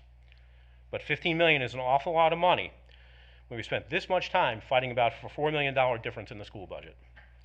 And perhaps the commissioner's time would be better spent looking inward before lecturing anybody else about affordability. Finally, my last point. Board members, let me remind you that it's very clear by state statute that while the Board of Commissioners determining funding levels, you, not anyone else, decides how that money is going to be spent. This is now your budget. It's not Dr. Kopicki's budget. It's not my budget. It's yours. So please make sure that you're taking the appropriate amount of time, giving you all your backgrounds working on this board, your backgrounds in education, everything else that you bring forward into here, to making sure you understand how this money should be spent. I appreciate your time for letting me set the record straight tonight. On behalf of my whole team, it's very much appreciated. Thank you.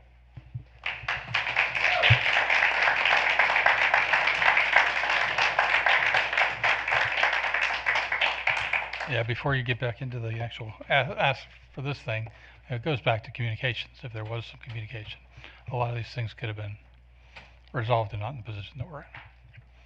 So if you want to go forward with the Yes. continuing budget resolution. Gladly. All right. Folks, we've actually done a continuing budget resolution. Sometimes it's called an interim budget resolution for each of the last 3 years. The statutory reference for you is section 115C-434. That's in the School Budget and Fiscal Control Act. This gives you the ability to make sure your operations continue by paying for normal operating items and to make sure you're funding payroll until such time that we can actually pass a full appropriate budget that would include the state budget, federal funding, the business units, and everything else that we have here. So I'm proposing that we go forward with this resolution with an expectation that we will be back to the full board, hopefully in the September timeframe, but it'll be a little bit more dependent on where the state plays out around September or October. That would be similar to the time period that we've had in past years. This is the exact same wording we've used in the past, or is there any changes Yeah, to it's it? the same wording, just with the dates changed. Okay, questions from board members on the continuing resolution? Go ahead, Shannon. So we really don't have a state budget yet. That was a framework that was It's a framework. shared. That's right. Okay. They need to go to appropriations conference between both sides, get an agreement fully hammered out. It's then got to go to the governor, and as you know, the governor can either sign it, sit on it for 10 days, or veto it. So we're still a long ways off from really having a state budget at this point. Okay. Anybody else? Okay, do you want to see this on an action, or you want to see it on consent? We okay with consent on here? Consent. Okay, that'll be moved to consent, and then you got one more here with us, and this is a board meeting calendar adjustment. Yes. We typically have a meeting with you at the end of the year. Yes, we have had this meeting at the end of the school year going back quite a ways, and what we learned last year, there's probably not a need for it. It causes an undue level of stress within the organization trying to figure out what our final finances are. And I'll tell you, doing it on the 29th means you leave the 30th completely open for what might happen on the last day, and there is stuff that comes on the last day. So my recommendation would be to take that meeting off the calendar and do a closing budget resolution at the first July meeting of the board. We actually did that closing resolution last year in July of 2025. And we've actually, it was our auditors that pointed this out to us, that we had the opportunity to do this. So I would like to actually continue this going forward so that we have a fully vetted out fiscal year by the time we come back to a closing resolution with you. And typically that is the only item on the agenda. Sometimes we'll throw some other things in. That's right. That's right. But most of that could all wait till the following month. Yeah. Are we okay with removing that meeting from the? Okay, well, we will put that on the consent agenda as well. Awesome. Thank so you for much. your time, Mr. Penn. Going to move on to 7.04, which is policies for first read, and we're welcoming Dr. Sandy Ward to the podium. Good evening.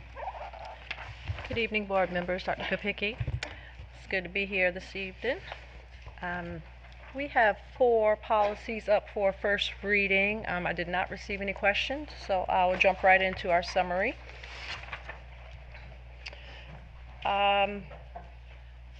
Policy 3225, 4312, 7320, technology responsible use. We just saw this one last month, but there were some modifications. It was some modifications around the language about Wi-Fi hotspots that was required, and it clarified some language in section B9D. And the note there is the Federal Communications Commission rescinded the E-rate Wi-Fi spot and services rules that were adopted in July 24, which meant that we had to amend our policy. Okay. The next one was a district request that's coming from our assistant superintendent of high schools and our principals. Policy 3411, high school final examinations. We added options for underclassmen, which is our freshmen, sophomores, and juniors, to be exempt from final exams and non-state tested classes if they meet specified requirements. this happens in other districts, and we wanted to be able to give our students the same opportunity. Next is policy 3460, graduation rate. This is part of the fall 25 package. It updated science course requirements for the future ready occupational course of study, and that was required. And that could be found in State Board Education Policy Grad 004. And last, for the June 1st reads, is policy 7910, which is on retirement. Also fall 2025. It adds language stating that if an employee's retirement allowance is subject to an adjustment pursuant to the contribution-based benefit cap for retirement, the board will not be responsible for restoring the employee's retirement allowance to the pre-cap amount unless the board has specified in writing the employee's contract that the board will restore the employee's retirement allowance. That was recommended and picked up by our team. Okay, board members, are we comfortable with these items? Do we have any questions? Want to put those on consent? Consent on that side? Consent on this side as well? Okay, the first read items will be on our consent agenda for next week. We'll move on to 7.05, which is our policies for approval for second read. All And right. you have a number of those. These are the ones that will be effective once we vote on them next week. Yep, we have 8 policies we brought up in May. The first one being parental involvement. As I told you before, this one comes up pretty regularly. Adds a reference in B1 to the requirements described in policy 3510, religious-based exemptions from school programs, and it updates the cross-references. Okay.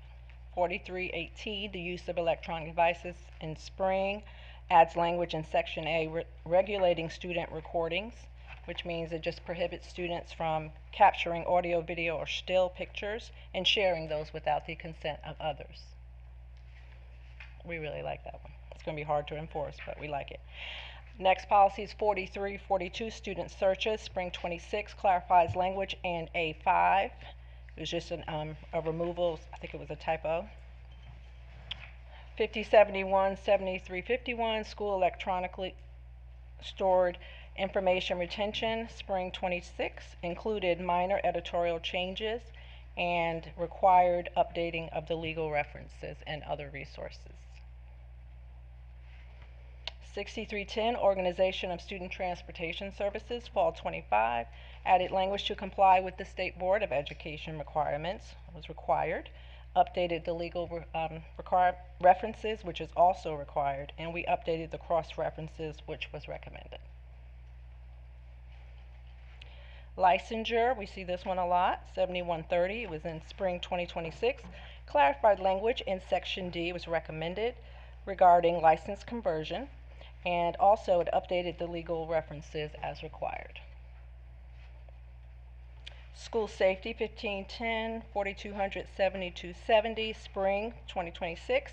There was a tech edit correcting a typo required, and we updated other resources as recommended. And last but not least, we have 7530, military leave, spring 2026, and we updated the legal references. So were any changes made between first read and second read? Yeah. And did we have any comments from the public or staff or board members?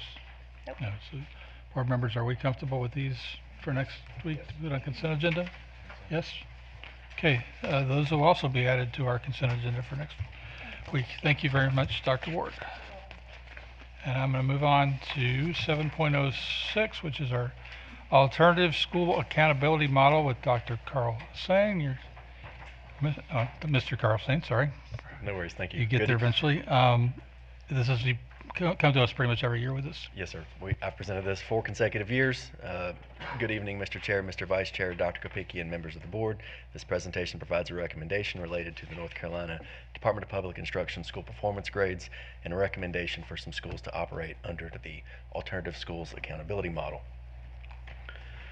School performance grades reflect the state accountability model from NCDPI.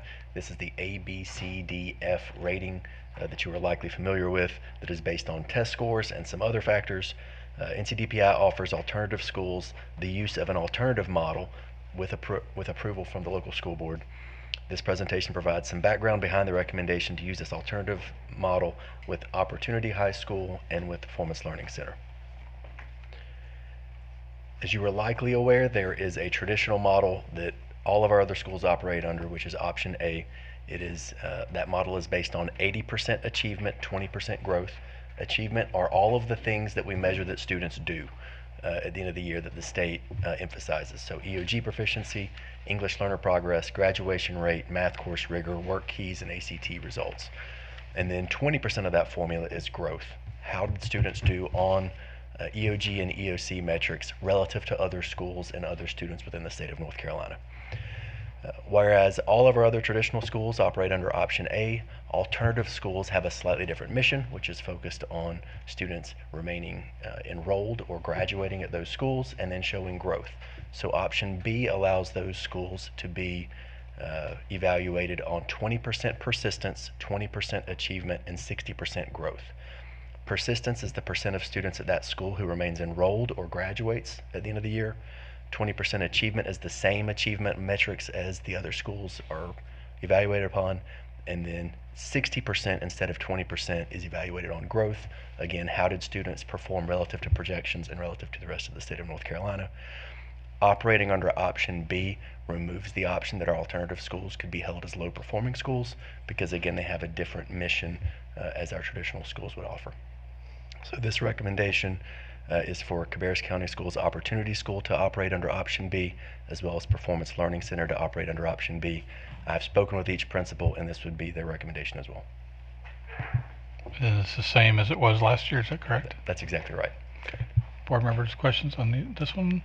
I all understand what we're being asked about. Add to consent? Consent? Okay, thank you very much. That'll be added to the consent agenda for next week. Moving on to 7.07, this is the annual program choice review and 2027-28 recommendations. So that's for the following year, right? That would be implemented. Yes, so this would go into place in terms of planning efforts for the 26-27 school year. However, this would be implemented for the 27-28 school year for students. Okay, so these decisions aren't next school year. No, sir. They've got Yes. time for. Thank you. Go ahead. Good evening, Mr. Chair, Mr. Vice Chair, Superintendent Dr. Kopicki, and members of the board. Thank you so much for being here today. I am here with Ms. Allison Whitaker, our Director of Program Choice, and we are here to present to you today not only our programmatic annual review, but also some programmatic recommendations in order to be able to support our schools, specifically with what we spoke to in terms of Summer Leadership Academy planning as we begin to kick off the following school year. Good evening. Cabarrus County Schools Program Choice Programs offers unique educational pathways, 19 in total, that provide students specialized learning opportunities. Annually, the district presents to the board multiple data points to review per district policy, including enrollment, program effectiveness, student access, and strategic fiscal allocation to ensure quality programming for every student.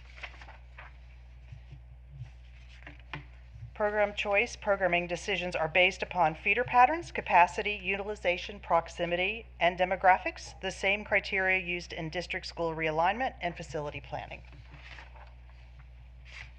Program choice programs are named in Priority 2 of our Destination 27 strategic plan, as well as aligning to our district mission and vision, expanding access to specialized programs that support student achievement and future readiness.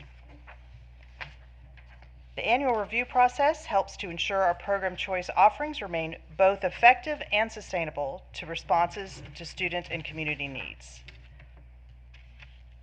These two slides here will provide a summary of the next page offer a portfolio view, of the pathways offered, connections to traditional programming, authorization requirements, what access to the program will look like, and current demand for each program based upon application submission and ultimately enrollment for the upcoming school year. You can see on the page, thank you. And the board approved the following recommendations for the 26-27 school year last year, and progress has been made in all 5 areas. Micro school will begin the school year with 30 freshmen and 30 sophomores at J.M. Robinson. Global Innovation programming begins with 6th graders joining the school-wide program And for our IB program, a needs assessment was conducted, as well as marketing for CTE programs, including flexible enrollment for public safety and hospitality career academies. And we also will greet new kindergartners in the fall, joining the Patriot STEM school community. And part of that all was done with working with communications department. We focused our recruitment efforts through targeted digital outreach, social media, and Parent Square, hosting multiple events, including rising ninth graders for the roadshow at each middle school, the Futures Fair Night, and the first KinderQuest event offered to families to learn more about offerings in Cabarrus County impacting interest in all programming. And with that, we have some numbers to share. We received 12% increase in program choice application over the last year.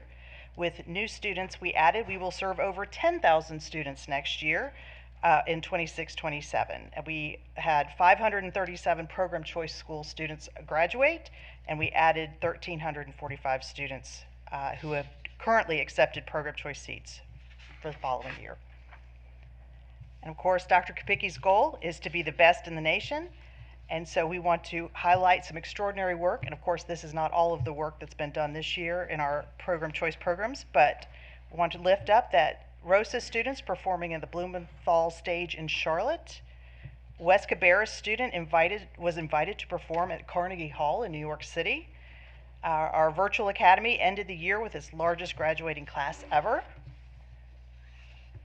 Additionally, several of our career academies received recognition by the National Academy Foundation for excellence in academy implementation and outcomes, and opportunities and connections for students from NASCAR career exposure for our CC Griffin STEM students to Cabarrus Health Science students receiving more than 3,100 college credit hours. And this list could continue for more slides. At this time, I'll let Sarah walk us through the recommendations for moving forward.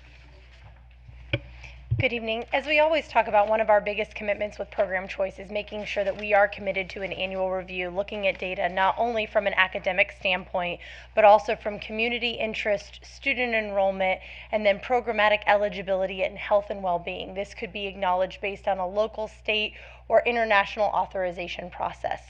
Each year, we collectively go through comprehensively the data, as Ms. Whitaker spoke to, and certainly it's always exciting to talk about new opportunities, but certainly we understand the difficulty when we move forward with recommending changes or dissolving programs as well. But one of our commitments needs to be the fiscal responsibility of the efficiency of programming, and where we see a program that is not healthy or necessarily serving a great number of students, we certainly need to move forward with those recommendations to ensure that we can provide maximum utilization of all of the funding that we have. And so as a result today, we're actually making 3 recommendations for implementing in the 26-27 school year, but this being impacted for the 27-28 school year for students. The first of which is the recommendation to dissolve the Mandarin program, specifically at Roberta Road Middle School, for the rising 6th grade students. This number changed from 6 students accepting seats down to 3, and so it is abundantly clear at this point, based on the programmatic pathways, that we're continuing to see a decrease every day of students that are interested in transitioning from the Mandarin program to Roberta Road Middle School. As a result of that, what we want to do is work really intentionally to make sure that we can take care of the families that are currently in the pipeline. We will be educating them on opportunities to continue their journey outside of Cabarrus County Schools, but also really allowing them an educational session on what dual language in the Spanish program or other programmatic opportunities may offer them as we move into the recruiting season for the 26-27 school year. The second recommendation actually is really about programmatic enhancement and return on investment, which is really a recommendation from school leaders and school leadership teams. And so one of the things that we are very intentional about is not only looking at programmatic data, but also specifically looking and speaking anecdotally to schools and listening to our parents and students when they are inquiring about certain programs. And so over the last 2 years, we've received many inquiries from students after their freshman year inquiring about the opportunity to join Cabarrus Health Sciences Institute Early College. Historically, we have only allowed rising freshmen into this early college model, but what we have found over time is that space has become available through matriculation, specifically because this program is very unique in the fact that it offers one career pathway, which is health sciences. And so many of our students go in as rising freshmen very excited about the opportunity, but once they get into the coursework, they may decide that the healthcare field is not for them. And certainly we want to be able to support them in that journey, so we provide academic advisement and support to transition them back to their traditional home schools. But with that being said, we typically see that we do have spaces available for students that may be interested in coming in and joining the early college. And so as a result, we work with our community partners, as well as our higher ed institution and school leadership, and we do believe that not only can we do this, but we can do it at no cost, but just being able to be more efficient to be able to have full graduating classes at the Cabarrus Health Sciences Institute Early College. And so our recommendation is to allow rising juniors for the 27-28 school year into Cabarrus Health Sciences Institute Early College with space availability. And then last but not least, our final recommendation is specifically looking at our STEM feeder pattern for our high school feeder pattern. And this specifically was a result due to a disruption during our middle school realignment process. We took a deeper look after a lot of community engagement where we were hearing from a lot of families specifically around proximity to the high school STEM program, as well as making sure that there was continuity within the K-8 feeder patterns of STEM programming. And so as a result, we are moving forward recommending a specific boundary line specific to north and south of 29, which would be a very clear-cut, distinguishable transition, but allow for not only close proximity to the high school STEM feeder program, but also making sure that students could remain within their feeder from a K-8 perspective for the upcoming year. So this map gives you a specific boundary line of where the J.M. Robinson High School home boundary is and what our recommendations would be moving into the 27-28 school year.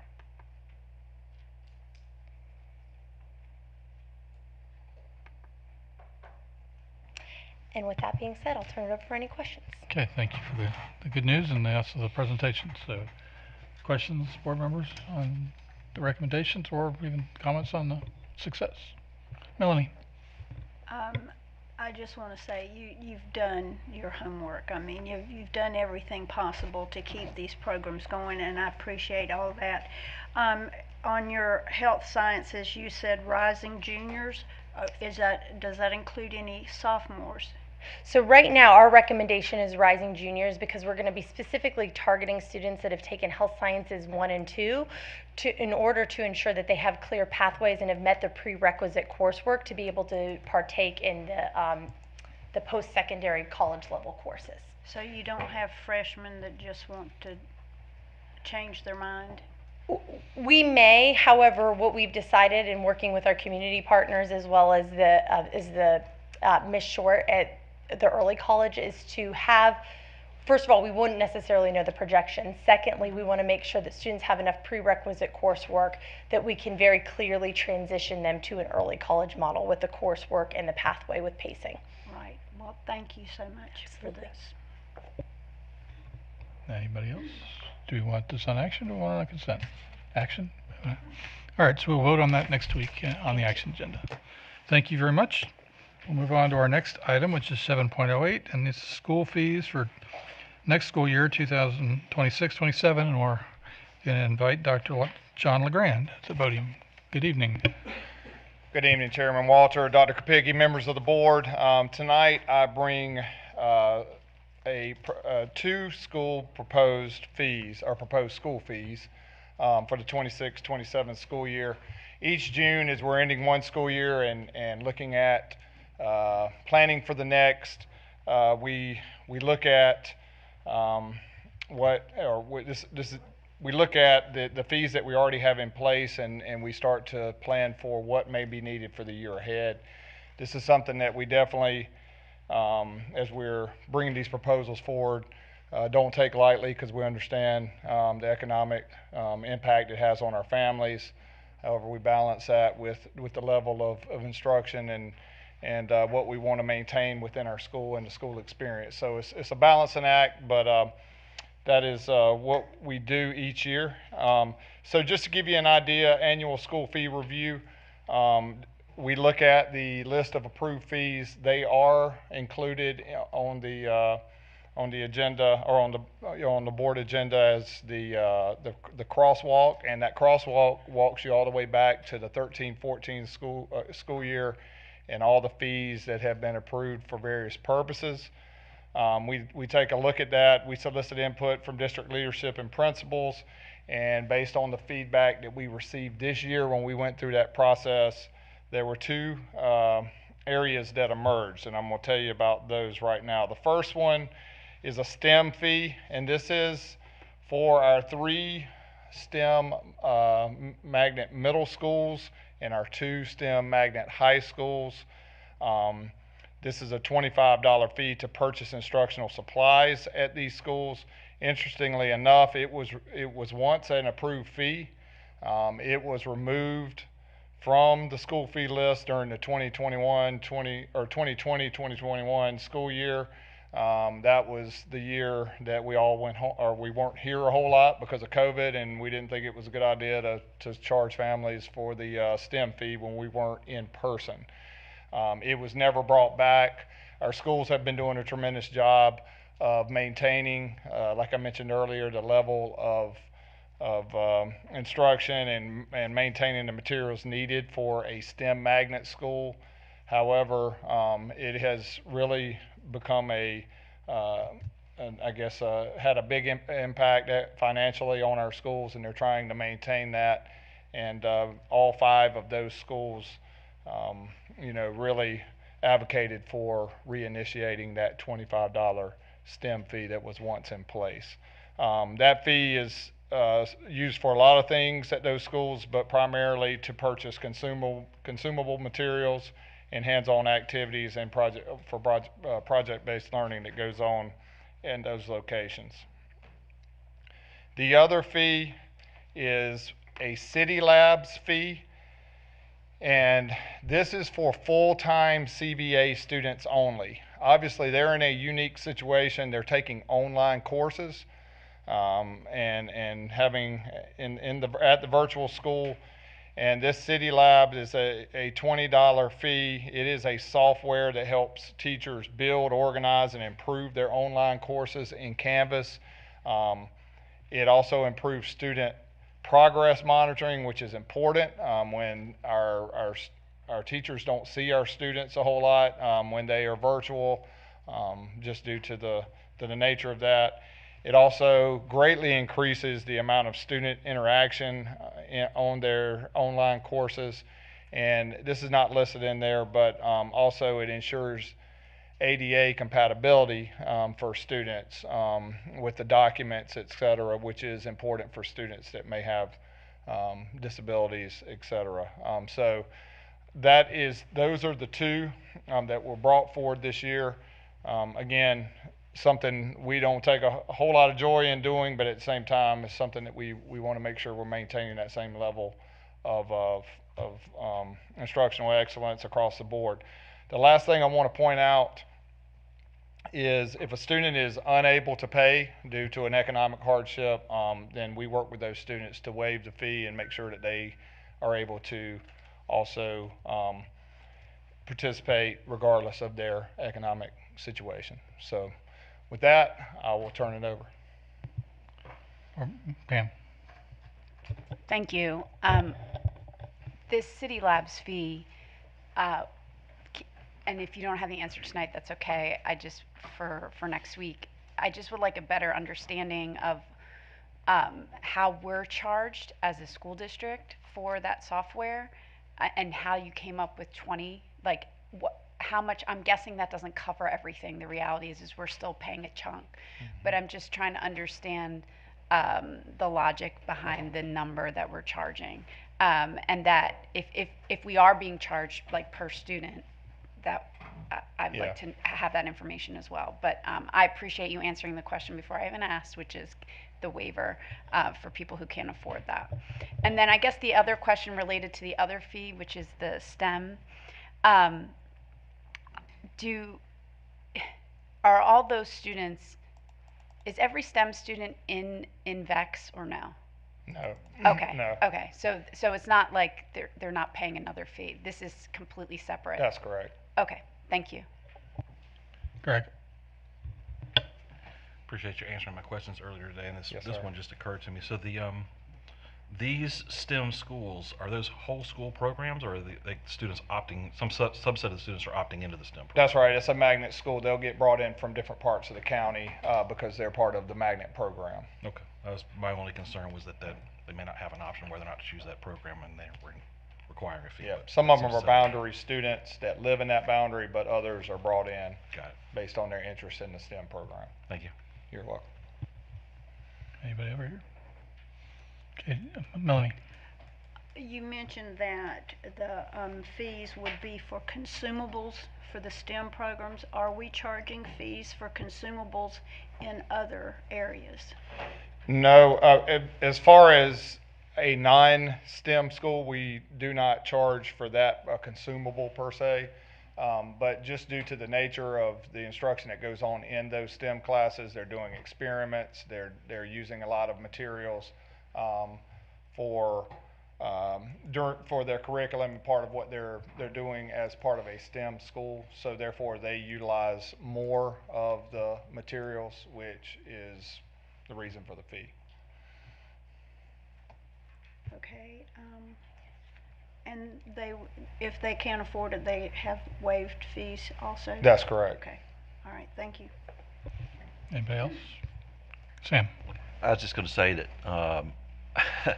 our STEM teachers, they never throw anything away. They save everything because they're going to use it somehow and redo it and recycle it and all that. But the amount of consumables they go through is appreciable. It's a lot. Mm-hmm. So this makes some sense that that they have a burden that our other schools don't have with consumables. Thank you. Any action or consent? What do we want to do? Consent on this side, consent there, consent, yes? I can get that for you. I can get that. Yeah, we can get that information to you. Okay, well, she can bring it off consent if she's not satisfied with the answers. Okay. You can get that by the weekend. All right, so we'll Yep. add that one to the consent as well. Thank you. We're going to move on to 7.09. This is the SRO MOU for 2026-27. And we have Miss Amy Lauder at the podium. Good evening. Hi, good evening, Mr. Chair, Mr. Vice Chair, members of the board, and Superintendent Kapicki. I want to give a general overview of our SRO MOU. Our agreement is we have a total of 51 SROs. For Concord Police Department, that means 24 total, 18 are paid, and 6 are given in kind to us. For the Cabarrus County Sheriff's Office, we have 27 SROs. 20 of those are paid, and 7 are provided in kind. We have worked diligently over the last several years to really hone in on our services and provide more of a consistent practice across all of our schools, no matter the jurisdiction. So all schools are provided the same kind of SRO program. Some key highlights that are going to be outlined in our MOU this year with Concord Police Department and the Cabarrus County Sheriff's Office. We have shifted to an annual review of MOUs. They previously were on 2 years. That will run from July 1st through June 30th of each year. Each law enforcement agency is responsible for a couple items. I just want to lift a few of those out. SRO training, SRO supervision and evaluations, and school staffing. Cabarrus County Schools is responsible for access and workspace in our schools, student discipline, and training of SROs as well.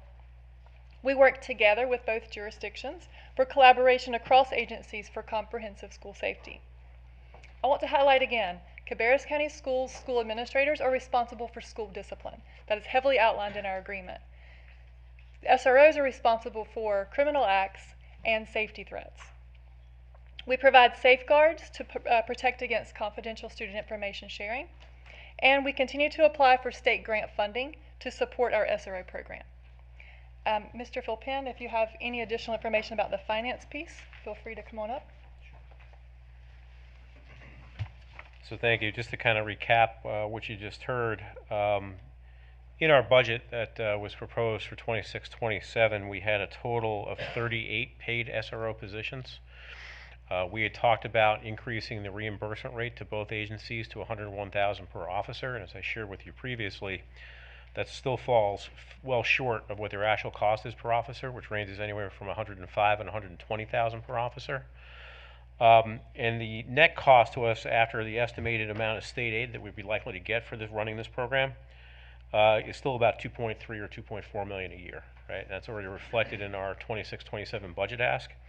One of the other reasons that we wanted to move to an annual model for this instead is just the volatility around the state funding, right? If we were to lock into 2 years, it gives us potentially a year of adverse state development that we can't address quickly, whereas going to an annual plan, I think, gives us the ability to move a little more dexterity as we see the need arise.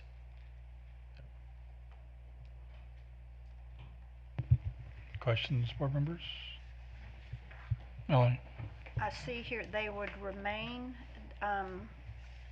employees of their respective law enforcement agency. Yes, that's the same as it has been. Okay, do we pay benefits? No, actually, the agencies themselves are responsible for both the salary and the benefits in total, right? Okay. Our reimbursement's capped at that $101,000 per officer. Okay. Yeah. Okay, thank you. But it's intended to cover both, or it had. So it's a different looking agreement this time than it had been in the past. It looks a little different. Yeah. It does look different. We've tried to streamline the actual operations. Like I said, we've maintained consistent practices. So we wanted to highlight the key components, and then we'll have standard operating procedures for any of those nuances between the agencies. Okay, there's one thing I do want to see in this agreement is the list of schools that each entity is having officers at, because they are required to staff those positions, not just the number of positions, the actual schools. So I'd like the schools listed in the agreement. Okay, we have that. That was my comment on it, but if that needs to be on action or if that can be done on consent, I mean, the rest of it I'm fine with them. So we'll add that to consent, but I would like to see that list included in the agreement. Thank you. All right, moving right along. So we have 7.10. These are memorandums of agreement with Cabarrus College of Health Sciences, and we're bringing back Mr. Gordon Palmer. Hello again, Chair, Vice Chair, Dr. Picky, members of the board. I've got 2 items tonight to present to you. We have the 2 MOAs, one with the Cabarrus College of Health Science and one with Rowan Cabarrus Community College. Okay, so we'll combine 7.10 and 7.1. And I'll do the health science first and then move to Rowan Cabarrus. They're slightly different. But I will say that we have to report these and submit these to the state every year. That started last year, and we were actually contacted by the state for our CCP partnership agreements, and were asked to share these with the state as exemplars so that they could share them with other districts. So we've done a really good job working with our partners to make sure that we've got very clear, very detailed information that we can follow annually, and that we update these to make sure that what we say we're doing, we're actually doing in practice. So for our Cabarrus Health Science Institute, there was just a few changes that I'll mention. There was a change to personnel, and basically what happened is health science changed the position on the college side and went away from a chair of early college to a dean of health professions. That happened this year. It was a seamless transition from Michelle Payne to Dr. Rachel Houston, and that's who I work with on a regular basis to make sure everything is in strong working order with the early college. Another change was technology. We've made a few changes over the course of the lifespan of the college and our early college to make sure our students have what they need technology-wise. What that typically looks like is proctoring systems for exams on the college end. We've made changes from Chromebooks to a computer, back to Chromebooks, just to make sure the students have what they need to fulfill their technology requirements for their college classes. This has been a very smooth process. We've worked with our technology team and the college's technology team to make sure this works seamlessly, and we just wanted to integrate that into our MOA. We've also updated a couple exhibits in the appendix to reflect the date of pathways and course information and make sure all of the information in the appendix was up to date.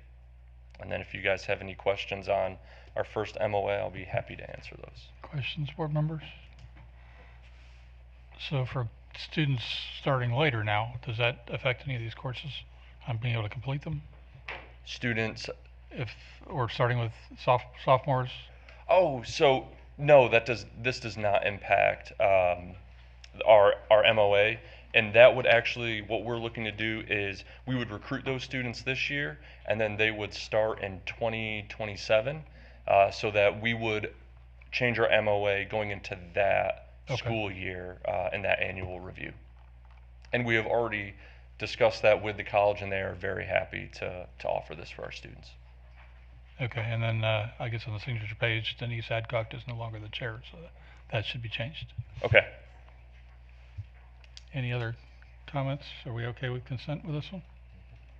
All right, that'll be on our consent agenda, and we'll move right into 7.11, which is the MOA for Rowan Cabarrus Community College.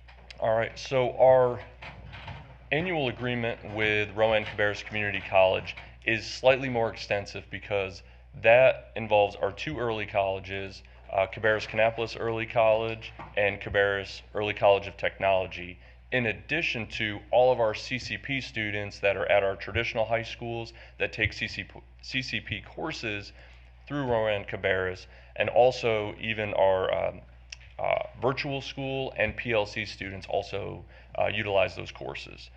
So there again, only a couple of changes here. The first one was we clarified that when we are closed, whether it's due to inclement weather or whatever the case may be, and Rowan Cabarrus is still open, that our students can make up that work. That we understand that they may not be in attendance that day. Some students drive themselves and they can get there and they may choose to do that. But if we are not in session as Cabarrus County Schools, then our students have the ability to make up that work. And I thought that was great on our partners' behalf to go ahead and say that's perfectly fine. And then this year there was an increase in communication requested. The more accurate information we can provide families and our school counselors about our students' progress throughout the course, the more likely students are to achieve better outcomes. So currently we have 3 progress reports each semester to support our students knowing how they're progressing through the class, and if there's an issue we can provide interventions or let the families know. And so we wanted to increase that all the time, so any additional information is supportive. So I'd really like to thank Dr. Quillen for adding an additional layer to this communication. And in section 9.1, they have added a midterm grade for fall and spring semester. This will support our students and also our schools to support our students. So we were happy about that. Last change is we have added Leon's Law. This was part of a general statute that was passed last year. We have followed Leon's Law. And again, just in kind of layman's terms, what this means is when one of our students that's under the age of 18 signs up for a college class, they have to sign a permission form that allows their parent or legal guardian to share information with them about their coursework. And so if they don't do that, then they cannot enroll in the class. That is a state law. We were able to put that into process, and we've been following it all year long without a problem. So now we've just added it to our agreement. And if you guys have any questions, I'll be happy to answer. Questions on these agreements? Melanie? I just have one. When they're absent because of inclement weather, does that absence count against them like a regular absence, or would, you said they could make up the work, but if they're getting to where some absences are counting up, I wondered. So they don't count for us, and for the college, they said that they would understand that they were not in attendance and that they could make up their work and that would not have a negative impact on them. Okay, thank you. Anybody else? Are we okay with this on consent? Yes on this side, yes on that side. All right, that'll be added to the consent agenda as well. Thank you. For next week's meeting. And we will move on to 7.10, and this is the 2026-27 Title I plan. Title I plan. And we have Dr. Mary Beth Ross and Miss Amy Cummings. Welcome. Good evening, Mr. Board Chair, board members, and Dr. Kapicki. I'm here tonight with Amy Cummings, our Title I coordinator, to present to you and ask for approval of the Title I plan for the 26-27 school year. First, I want to share with you the purpose of Title I, and the primary goal is to increase student achievement with special attention to students, families who are most vulnerable in not meeting standards of proficiency.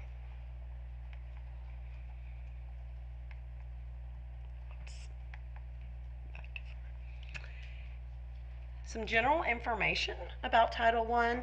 Title I serves approximately 26 million students nationwide across 90% of school districts. Students with 40% or more students from low-income families may operate school-wide Title I programs. Districts must prioritize serving schools with the highest poverty rates, beginning with schools at or above 75% poverty. So how do we determine which schools in our district are Title I? We first are required to have stakeholder input, so we get input from our principals, and then we consult with finance and our district cabinet. We have elected, based on our direct certification data, to serve elementary schools that are above 40%, and we serve middle schools above 65%. And as a reminder, the direct certification comes from our child nutrition department, and that determines our CEP schools, where everybody gets free and reduced lunch, and that's based on the families in those schools who get federal government assistance. So based on this information, these are the Title I schools that will receive funding this year, and this list is the same list as last year. Okay, thank you for the opportunity to present to you tonight. So the federal government has a few requirements about how we can spend these funds, and here are some of them. So first of all, Title I funds are meant to supplement, not supplant, state and local funds. So everything that a school gets for Title I funding, they're supposed to use that on top of what they're already getting from the district and the state, not substitute for a reduced amount of funding. Also, we have to support the identified schools. So all of those schools that are 40% above for free and reduced lunch or direct certification, which is the metric we use, they have to be supported. So we can't just choose which of those schools that we're going to support. The teachers and paraprofessionals are supposed to meet state and certification and licensure requirements. We must serve schools at 75% poverty or show comparable services. So where this comes into play is, in our district, we choose to support elementary and middle schools. Some districts only support elementary schools. Some even include high schools. But we're supporting elementary and middle schools. If a high school hits 75% poverty percentage, we would have to support them, even if it's not their model, either as a Title I school or come in with additional local funding to be the equivalent of what they would have gotten if they had been supported as a Title I school. And then serve and fund schools in rank order of poverty. So this year we started our budget process with 90% of the current allotment. So we got $5.4 million last year. I took 90% of that and used that as my starting point for creating the budget. So when you create the Title I budget, you have to look first at your district set aside. There's certain fixed costs that you can't get around. And we'll take a look at what some of those set asides are in a few minutes on the next slides. Then we have set asides to support school level programs and federal compliance requirements. And then we allocate to the schools. Okay. So this year we got $5.2 million, or we're going to be getting for next school year $5.2 million, which is actually a decrease of $222,698. Now, why we got that decrease, I know that's a question you're going to have. We're not sure why.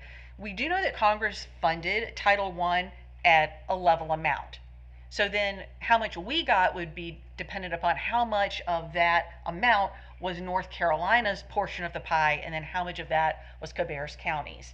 And with shifting demographics, it just can depend from year to year. We've gotten slight reductions and we've gotten bumps. Like what we had last year was a significant bump for us. So this is just a tiny reduction in what that was.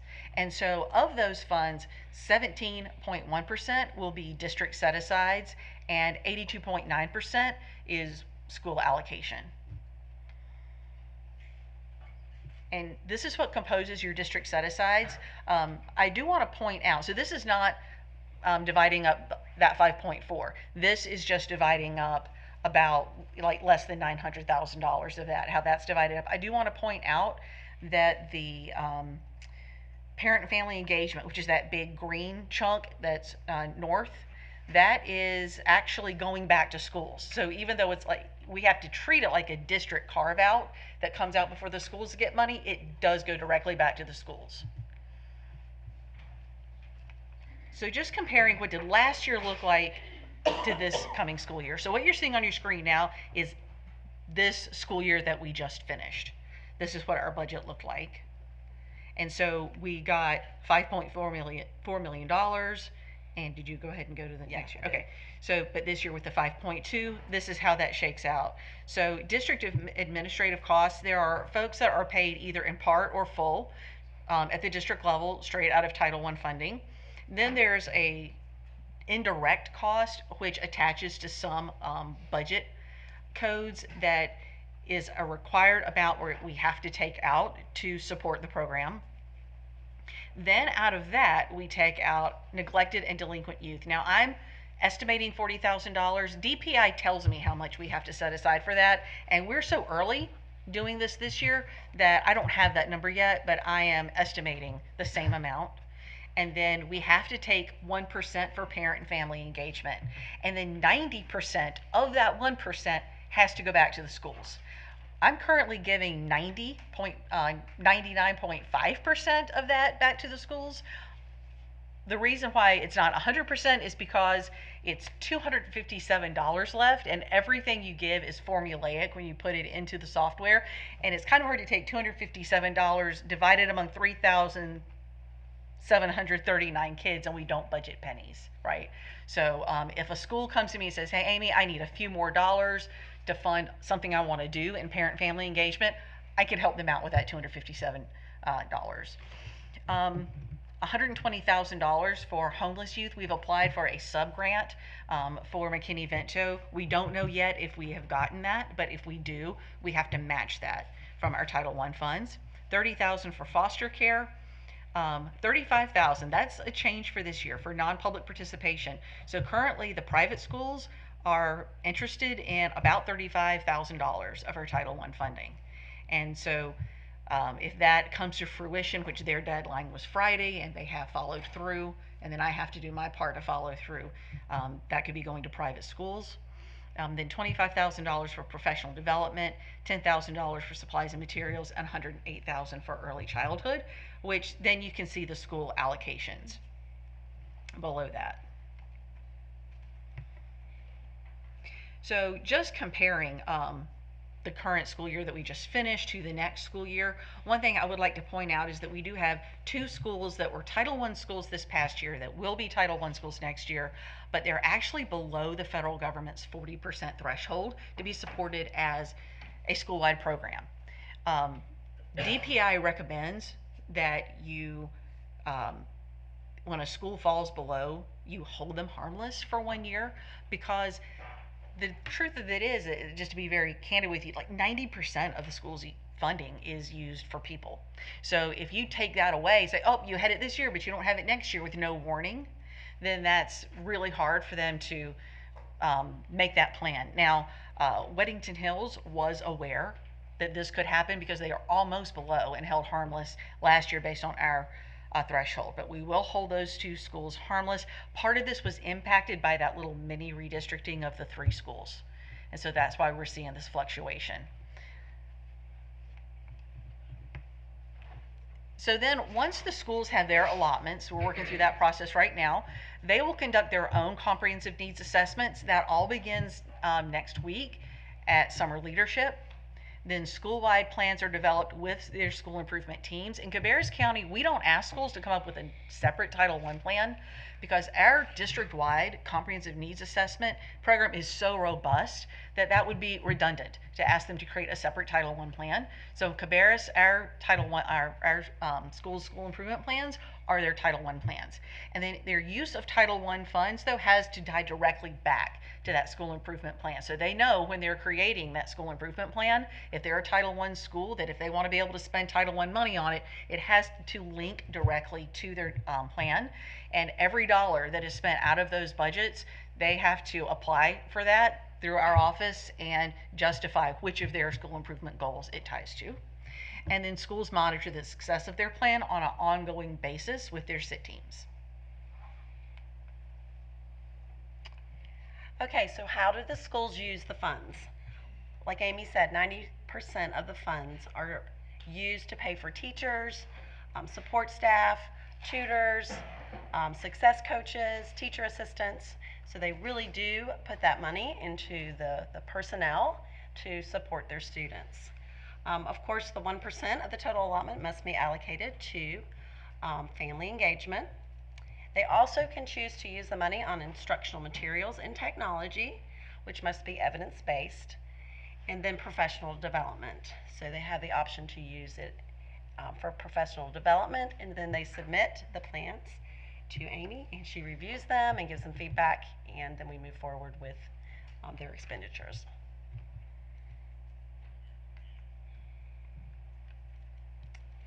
And do you have any questions for us? Yes, so we've always tried to spread this out to as many schools as possible, at least since I've been here anyway. I mean, other districts don't do that, but we do here, and we have. But questions, Sam? So I'm curious, the McKinney-Vento money set aside, is that all of the McKinney-Vento funding we get from the federal government? No, so they will have applied to get 120,000, and then we have to match it with our Title I. So they get 240. So what's the sub grant? What is that? That's what she was talking Is about. Is that what we're saying? The same thing? It's a Okay. All sub-grant. right. All right. Okay. Thank you. Shannon? So I did not know that Title I money can go to private schools. Is that something new? It is not. It's been around? It has been around, and so and they actually can claim Title II, III, and IV, as well as our EC funding. The reason you're hearing about it now is because we've always done an equitable services process where we invite them to a meeting, and it's just been within the last couple of years that we've had any schools actually want to do the work that's involved in being able to claim those funds, because they have to give us their own comprehensive needs assessment and then follow through on their side of it. And in the past, a lot of private schools have said, it's just a few dollars and it's not going to be, that much that we're going to get for the red tape, for lack of a better term, that you have to do to participate. So would that mean that they would have to follow federal guidelines? Absolutely. Oh, yes. In all aspects of the school? All aspects. All aspects, yes. Pam? So to piggyback on that, you're not doing the work for them. They have to do it themselves, but it comes through us? Right, and I have to provide guidance because this is a different ball game for them, so to speak. So I have to provide guidance. So if I have 2 schools that are interested next year, and it's almost going to be like I've got 2 more Title I schools. So we pay your salary, the state pays your salary, but we're going to have to do work for private schools. That is correct. And I have questioned the fact that when I have to do the calculation of what their share would be, it's before that comes out. Whereas the schools, it's after that comes out. So yes, I have questioned that like within the last month. So we have 10 schools in Cabarrus County schools, but there's 2 other schools outside of our system that is interested in this funding. And so basically your workload has increased from 10 schools to 12 schools. That's correct. And you have to vet their plans the same way you would vet our plans. Absolutely. But of course, their plans aren't going to be as robust as ours because they don't have to follow the same things that the state requires us to do. Well, I'm making sure that what they give us is, I'm asking, okay, how are you going to use these funds and to meet your needs, and how are you going to monitor that the funds are effectively used? So I'm asking for the same accountability, but I have to guide them through the process of exactly what I need to know from them and the data that I have to get from them. Yes, but that is true. Your salary is not paid by the feds, correct? It is. It is. Okay.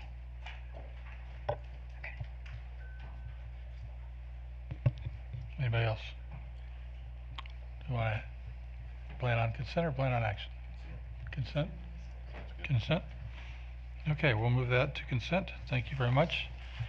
Board members, is there a need or a desire to take a 5-minute break? Can somebody make the motion real quick? I make a motion that we take a 5-minute recess. All right, do I have a second? Okay, all in favor? Aye. Aye. Okay, we are going to take a quick 5-minute recess stretch break.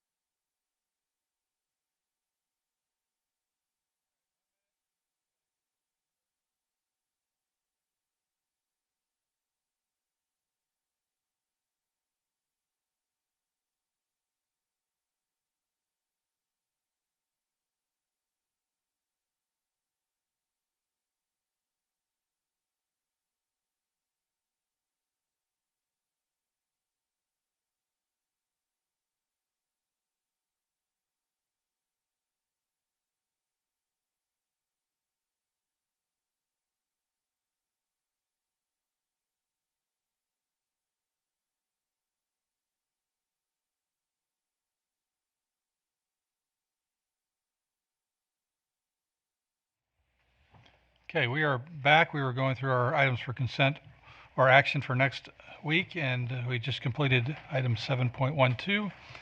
And 7.103, we've already, 13 we've covered under 6.02, which is a report section.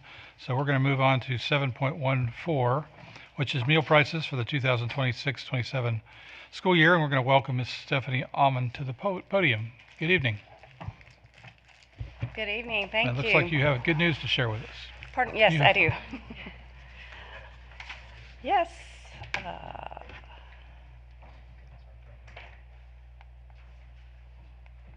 Oh, sorry. So these are, I'm doing the same thing as we did last year, basically. We have the ability to continue our prices at the levels that they have been for the last 5 years. So this is a chart summarizing what they are. The state legislature has made, my understanding is, has made the funding for the reduced price lunch copay permanent, just like they did the reduced price breakfast copay a number of years ago. That's my understanding. So in effect, that is an elimination of the reduced price category, although that is still an official category at the federal level. But it's in effect paid in full by the state and the federal together reimbursement.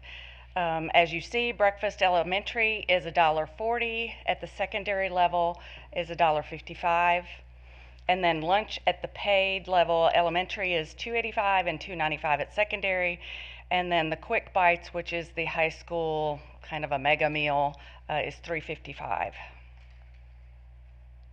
Again, we have not increased prices in what will be 5 years, 6 years. Since then, and the last time we increased was 10 cents at breakfast, 10 cents at lunch, and 5 cents for the quick bites meal. So how have we been able to avoid increasing those meal prices? The question of the hour. So a lot of it is basically just really working very hard to maximize the purchasing power that we have. We work very hard to keep our bids competitive and make sure we're getting the best price, and then we work within those bids to make sure that we're getting the highest quality item for the most reasonable price. We look at our staffing very often to make sure that we are not overstaffing, not understaffing. We want that perfect sweet spot where we can get the students served at a reasonable cost. So we definitely had COVID era USDA reimbursements that allowed us to put a little bit of money in the bank. We used that money to buy massive amounts of new equipment, new serving lines, put money back into the program in every way we could. We built an adequate fund balance that has allowed us to have a little bit of breathing room. We apply for every grant that we can possibly qualify for, and a lot of these have gone by the wayside now. They've expired, sunsetted, whatever, but we continue to do them as they come across our table. How long will we be able to keep these prices? There are a couple of unknowns, as always. So legislation always has the biggest impact of the on the prices. So just like I was talking about making permanent the reduced price copay, any of those kind of things have an impact on it. The reduction in SNAP funding, cuts to Medicaid, those kind of things will always impact the direct certification of students, which affects CEP and then affects meal prices and meal participation. The amount that the USDA reimburses for each meal at each rate also has an impact of those. And that affects what we can do at our level. Labor costs, whether we have state mandated salary increases, if we have staffing changes, any of those type of things, we always take a step back and have a look to see what we can do under our current model to avoid increasing just out of habit. And then food and other costs. Everything is going up. I'm sure everybody here goes to the grocery store. You see the prices that are just astronomical right now, and we face the exact same thing on a much bigger level. So we try to be as economical as we can, but there's a point where you can just only so control it only so much. As you know, you'll know next month when I come to you for the bid approvals, we have the ability to roll over certain bids, which keeps our costs low, but we're required by law to renew every 5 years, rebid every 5 years. So there's always going to be a price increase with those, or cost increases. So we do it as long as we can, keep those mill prices current. Oh, hold on, I skipped something. Maybe it's not in here. So either way, we will keep this through, obviously through 26, 27, but I will probably be coming to you next year with a request for a price increase that we'll look at very closely to make sure it's in line with the district goals and needs. But that is the end of the presentation, but I'll answer any questions that you have. Yeah, I know that, again, we as a board and families really appreciate the effort on keeping the prices as low as they can. Yes. Questions, Pam? Yes, thank you for some good news tonight. I appreciate that. But we have to be realistic for the future. And so I guess my question is how much does, as far as being efficient with purchasing things, I know you lock in contracts, and I'm thankful for that really right now. But if gas and all that kind of stuff that we were talking about earlier, how does that affect your overhead? It can really have a tremendous impact. All of our year-long bid contracts are written with the ability for vendors to request a force majeure for things like gas prices, diesel prices. They can also do individual products if there are certain things like strawberry crop got wiped out. We've seen that in the past, and the price goes up temporarily. We make a decision based on some of those things, like if it was something as simple as a crop, maybe we would venture away from that particular product for a period of time. There's not much we can do about fuel increases because they just come to us in the prices that we're actually paying. So we try to extend those those bid contracts as long as we can, but inevitably renewal runs out and you have to rebid, and so those costs definitely come back in. And it can be very tricky because there are a lot of things that the way the federal model is with school nutrition being an enterprise fund, I've heard people call it an unfunded mandate sometimes, because honestly anything that comes down from the state as a required increase or any kind of thing that is mandated by law or by regulations, we don't really have a choice about, so we have to implement them, and whatever costs they are. All we can really do is try to control the costs through those type things, being frugal in certain areas. More often than not, you guys that have been on the board for a while, you've seen many times where we've come and said, well, we really need this equipment, but we don't really have the funding for it. Is there some funding that you all can provide? So there's only so much we can control under that enterprise model. And inevitably, the only thing that ends up being left is meal prices. I just want to say thank you to you, because what you do isn't necessarily seen by everybody, but affects a lot of people. And I will say that we have visited a bunch of schools this year, and I am constantly impressed by our nutrition staff. I mean, they are just amazing human beings. They are. Just really just who they are as people, but then how much they take care of our kids. So I want to say thank you for all you do.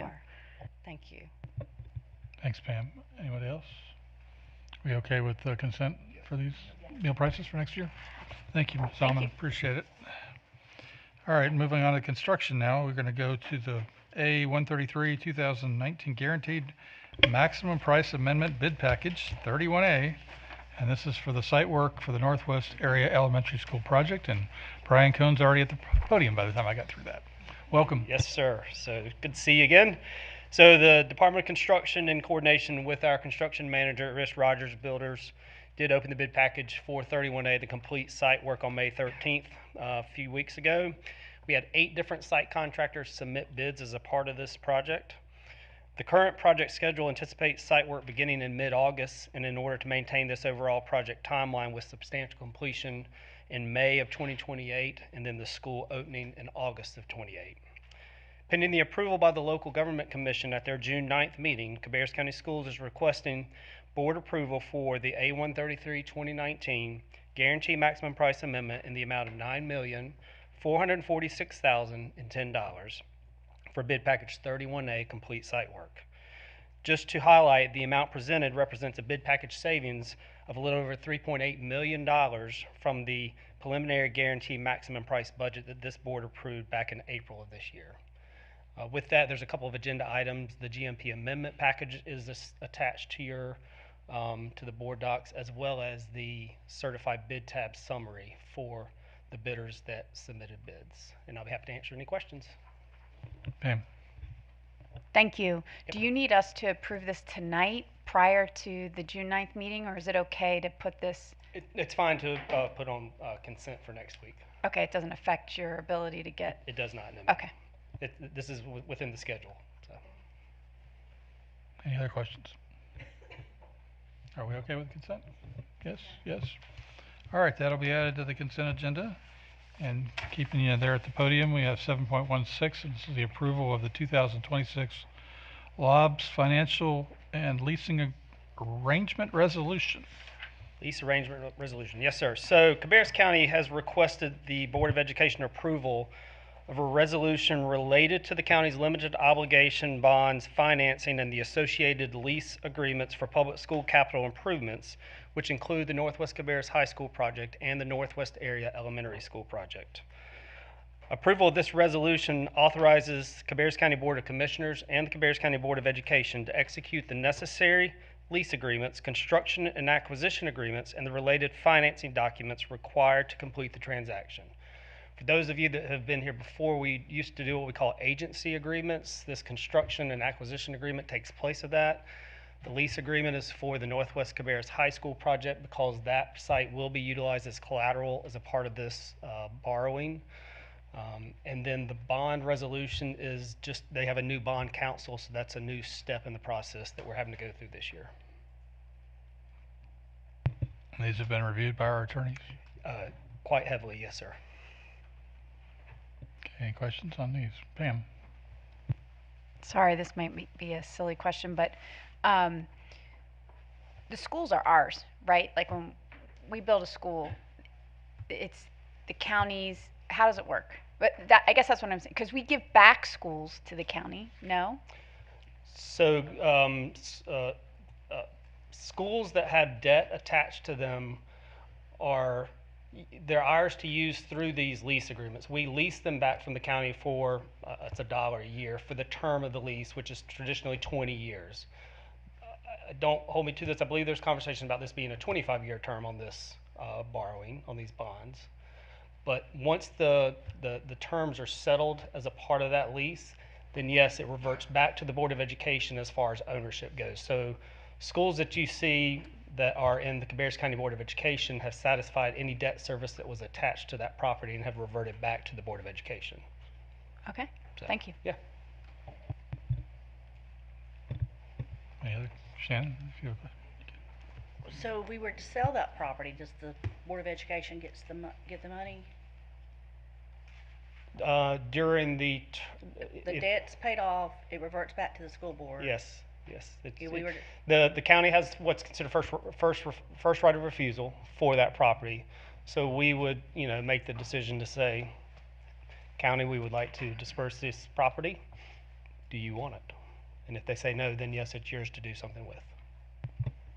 So like the Mary Frances Well property would eventually have to be decided on what we want to do with that.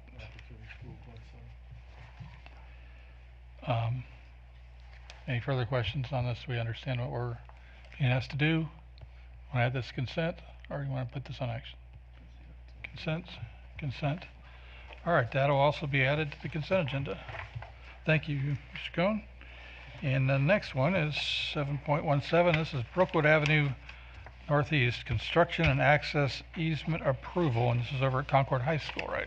Yes, so the City of Concord has requested approval of the permanent utility and temporary construction easements along Brookwood Avenue and the Concord High School property that's a part of the Brookwood Avenue Sidewalk Improvement Project.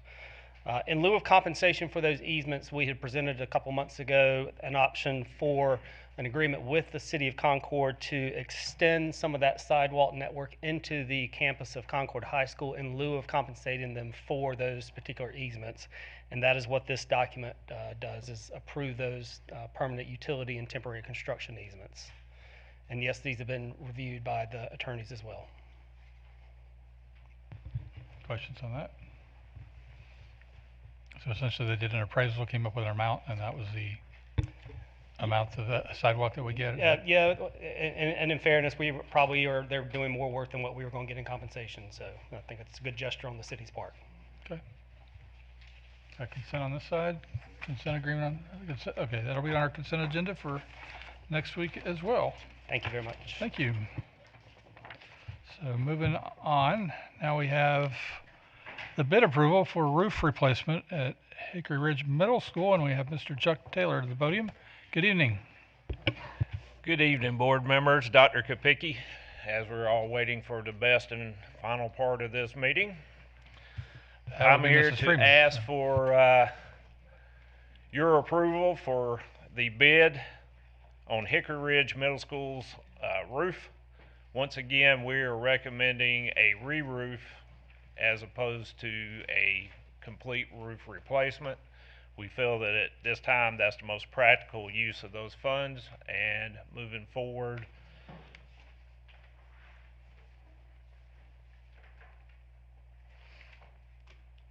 I think that it will definitely be a benefit to us. So at this time, the 25-26 capital budget was approved. The Board of Education approved the project. The county funded it. We went through all of the processes with all the regulations and policies. The award amount is $1,239,770. With that, is there any questions? Questions from board members? I'll ask mine. Have we worked with this company before, and why is their bid so we have not worked with Highland lower before. than the other ones? Yeah, but we have consulted with our architects that did the bidding and design. They're working with them currently in Wake, and they're doing an excellent job. Yeah, I mean, it's the pricing, obviously, when they're pricing, when other folks are pricing $8 and they're pricing $250, and others are pricing $500 and they're pricing $95. So there is actually a delta of $1,040,594 between low and high bid with that alternate. And I think the reason that we're seeing these, much like the site package that Brian was talking about, is we're starting to see some companies finally getting hungry. So the economy may start slowing down, and if we run out of fuel, that'll definitely slow it down. And we have staff that'll monitor it pretty closely. So. Oh, yes, sir. Okay, that's my questions. Consent again. Consent. Consent. Thank you, Mr. Taylor. That'll be added to our consent agenda for next week. And moving on to our last item, which is a policy discussion. And Ms. Freeman, you've asked for this to talk about this a little bit more on the bathroom policy. So I'm going to give the floor to you to start off with. Okay, thank you. We've come a long way from passing a note in the hallway or a class to the digital world, and our children can text each other. They can use computers to meet up at bathrooms and things like that. And I think that as adults, we need to set some boundaries for our bathrooms, and this is long overdue as far as I'm concerned. Because bathrooms are probably the one place that kids know they can go to and misbehave, and nobody can catch them. So I don't have any magic wand to wave over this situation, but I think we need to hear from parents and we need to hear from teachers as to what could be done for the bathroom situations to make them safer. As I researched this, I was surprised. There are challenges on TikTok that these kids can fulfill in a bathroom. Who knew? I mean, I didn't, because I don't do TikTok. but there's bullying, there's vaping, and there's having sex, and then you have the pictures being taken that can be posted.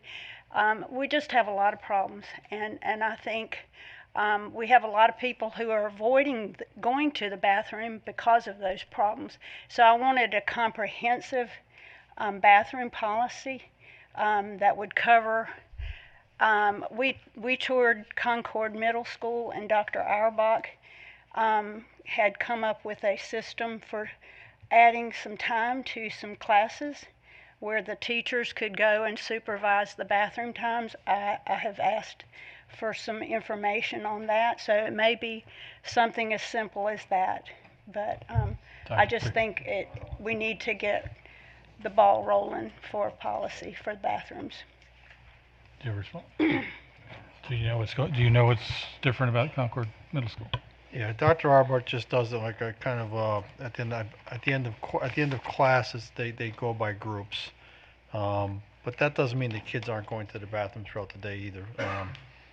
So one of the things he's implemented is that he has the teachers take them by groups, is my understanding. But again, kids can go during the day as well. Okay, what currently do we have that covers? We don't currently have a bathroom policy. We have a student behavior policy, right? My professional opinion, you don't need a bathroom policy. I'm not getting. I know a lot of the. I know there is a lot of discussion around certain issues that are occurring in our country, and unfortunately, we kind of come one of the figureheads for that particular issue. I do not get complaints on bathroom policies, or excuse me, bathroom issues. I don't think any system is perfect. I'm not saying that there aren't issues that happen throughout the course of school year, but this is just not something that I deal with on any basis, really. Our principals and our administrators handle this as they should. Dr. LeGrand is constantly talking with their principals. I mean, I am not aware of. I mean, the vaping is probably our biggest problem in the bathrooms, to be honest. I think the vaping is an issue, and we've tried to address it over the last couple of years. But I would not say it's an unsafe situation in our schools. And Dr. Grant, if anything I said is wrong, feel free to comment on it. But I am not aware of any major issues that are taking place in our schools in terms of the bathrooms. I mean, again, I am clearly and keenly aware of the vaping issue. You may have incidents here and there, but I'm not aware of any massive issues or problems in the bathrooms. So, Dr. Glenn, do you handle the discipline issues? You want to add to that, or give some understanding to it? We do. I am not aware of a major uptick in any type of issues, disciplinary issues, etc., occurring in our bathrooms recently, or this school year as a whole, to be honest. And when there are, we use our code of conduct, and we enforce infractions that occur in there. For example, if someone goes in and they vapes and we catch them with the vape, then there are consequences for that. Someone goes in and does anything else that is against our student code of conduct, then those rules are enforced just like if it were to happen in any other area in the building. So it's, of course, like it was mentioned, it is the one area in the building where it's a little easier to hide, but I will say our schools do a really good job of emphasizing, especially during those transitional times, having staff members on site and in that area to monitor what is going on in those bathrooms. During class time, it is a little more difficult, but I have heard some of our schools having teachers that are on planning during that time to take a walk out and be present and just go in and do periodic checks in the bathroom. Does it stop everything? Absolutely not, but we don't stop everything in the cafeteria or the classroom. There's going to be infractions that occur, and that's why we have our student code of conduct. Has anybody indicated to you, any principal come to you and said it's an unsafe situation in their schools? Not one this year, no. Okay. Ms. Freeman, you want to add anything to it? I mean, for a policy, we'd probably have to send that to policy committee to have it developed, or do you want a committee to study it, or do you just want public input? I would like to see some public input on it because I think, to be quite honest, people have grown up in this atmosphere and they don't think anything of it anymore. It's almost like,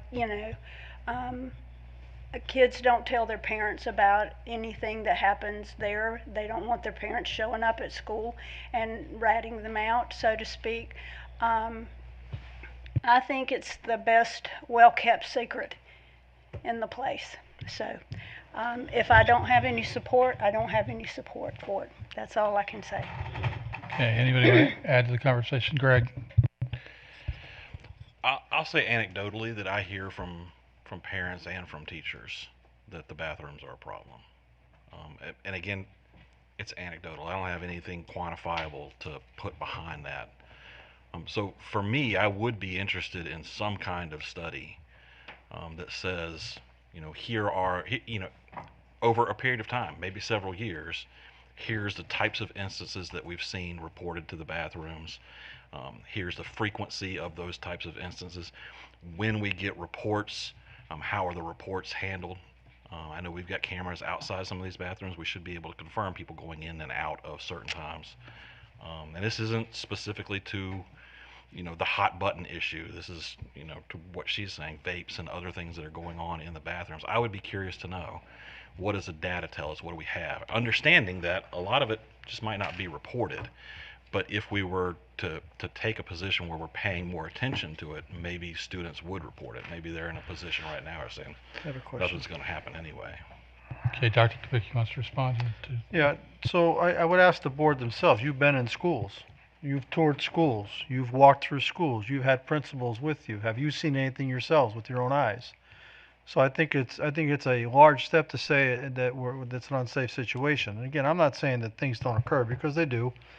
But you've been in the schools yourselves with your own eyes. What have you seen? But on the other hand, they know we're coming. They're Well, no, the kids don't know. The kids, I disagree with that strongly. The kids do not know you're coming. You're walking through schools. I mean, you see what's happening. It's not fair. I mean, and you want some data. I know that the data that's reported to me, I believe, is around 2% of the discipline incidents occurred in the bathrooms this year, same as last year.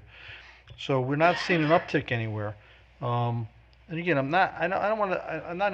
not saying nothing happens, but I don't think that the issue deserves the attention that it's getting. I really don't. I mean, we're not seeing it, and I know that the staff works really closely with the principals, and I'm sure there are stories out there that we don't know, we were not aware of, but our staff works very close to our principals. They're not reporting any major, massive problems. If they were, I would know, Mr. Palmer would know, Mrs. Blessington would know, Mrs. Parker would know, and without question, Dr. LeGrand would know. So, again, your own eyes, you've been in the schools, what have you seen?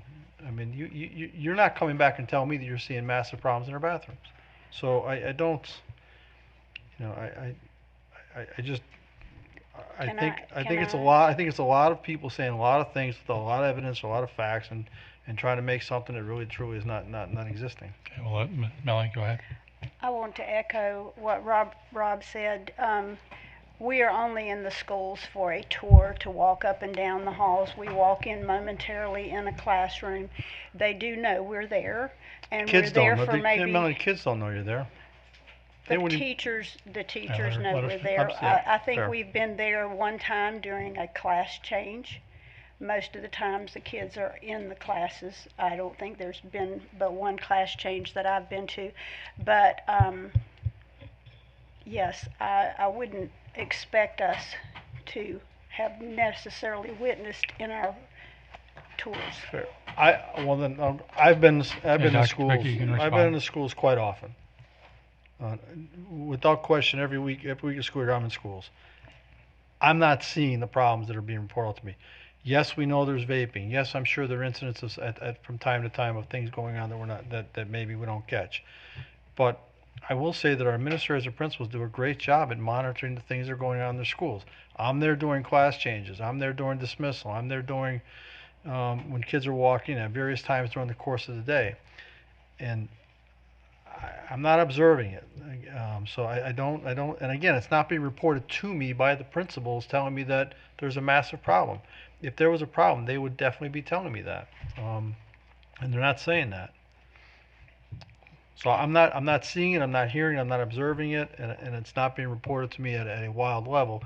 And the data that we have is telling me roughly about 2% of discipline incidents this year were the same as last year that report that were connected to a bathroom, right? Something going on in the bathroom. Okay. Well, I think with Mr. Mills, he doesn't need a study, but you can provide him with that information, right? We actually track this through our when a discipline referral is written. We put the location is put in, and I can tell you right now, the overwhelming majority of discipline incidents, the location is the classroom, because that's where the students are most of the time. That's where most of the things happen.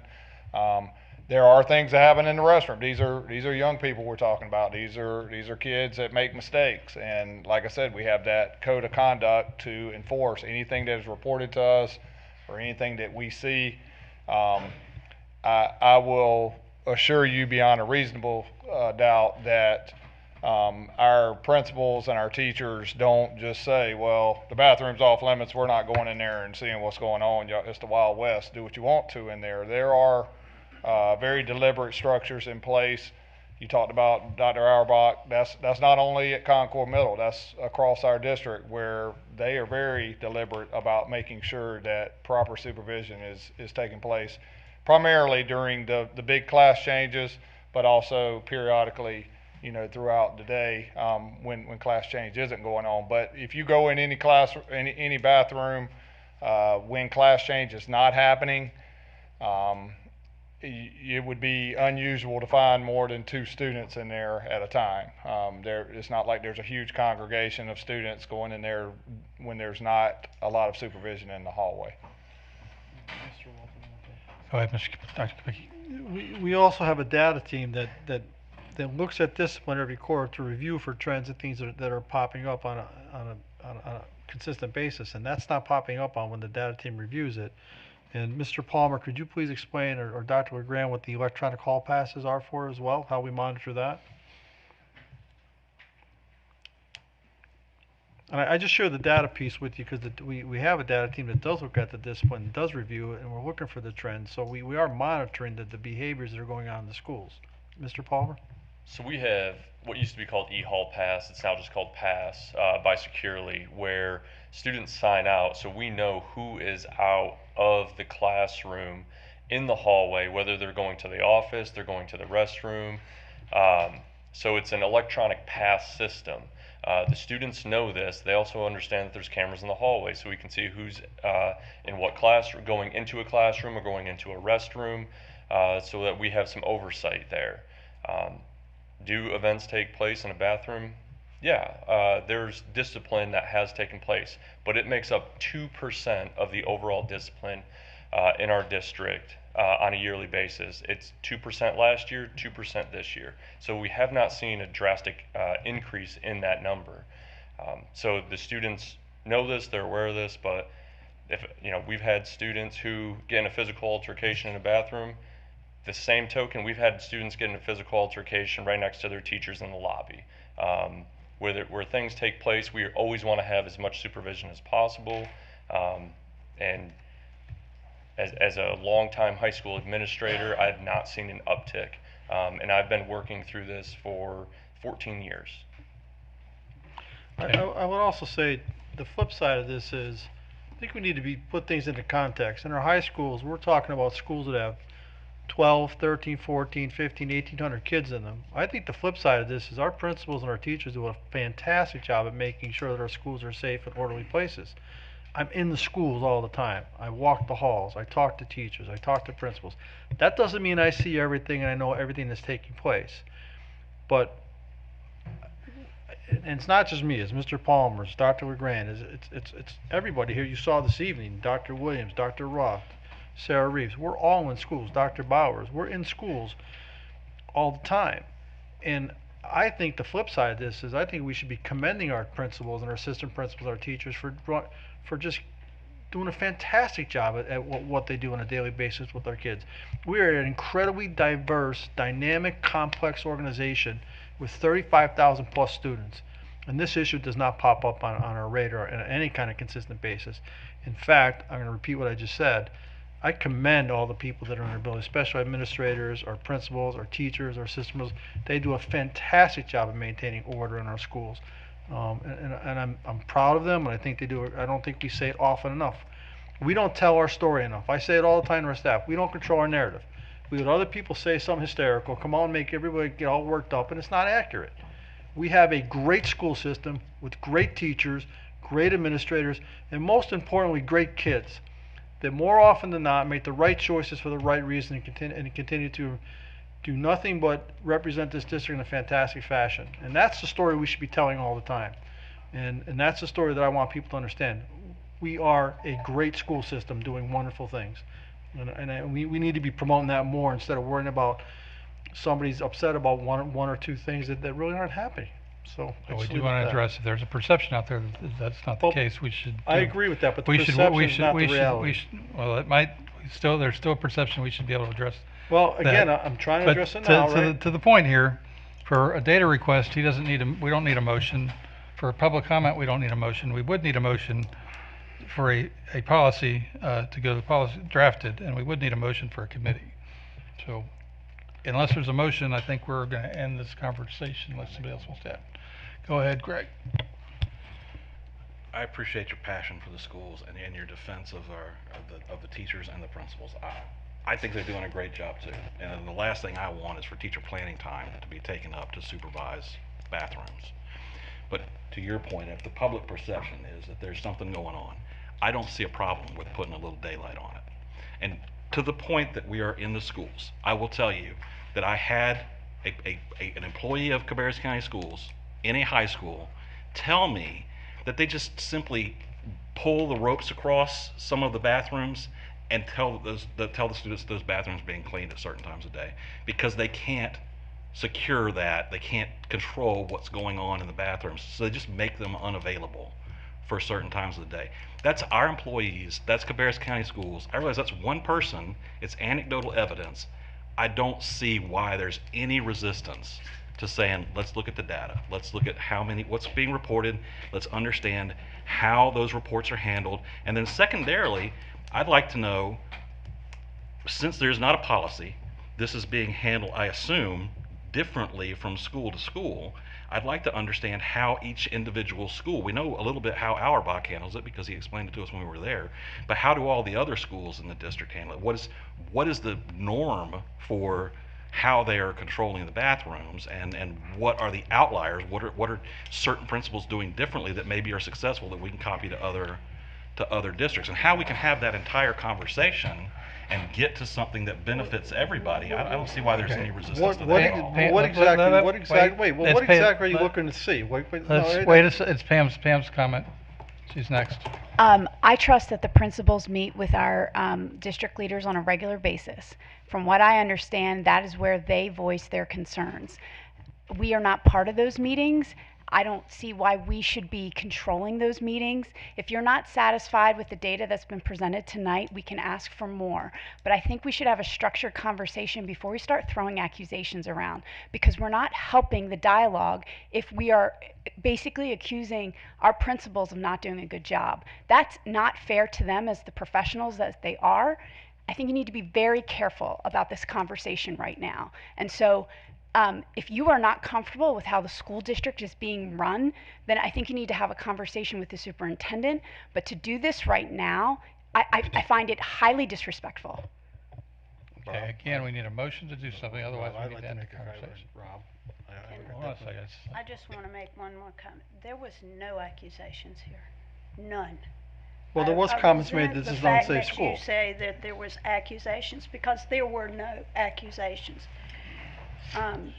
The fact is that we do hear from parents, we do hear from grandkids and things like that tell us what the culture is in the bathroom. I can't help that you don't have data. I'm telling you what we do hear, and I'm just, as we listen to our constituents, we bring the needs forward. That's all I'm doing. I am not accusing anybody of not doing their job. I'm trying to help. I'm trying to help these kids and parents feel safe with their kids at school. And that's all I'm saying. Thank you, Melanie. Sam? I was just going to say, being the only one here at the dais that has use discipline up to and including out-of-school suspension for bathroom behavior. We don't need a policy. The policy, we've got plenty of policies that cover whatever misbehavior is going on in the restrooms. And I don't know if we understand up here, every referral has to have a location. So that data is easy. That data, we can have that by tomorrow morning. That's easy. So the data is easy. We are, in my judgment, we are getting way outside our lane.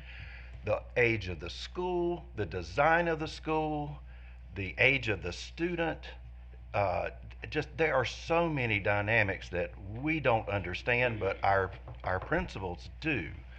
I think we really need to be careful, and I don't think in my judgment, we don't need a committee or anything.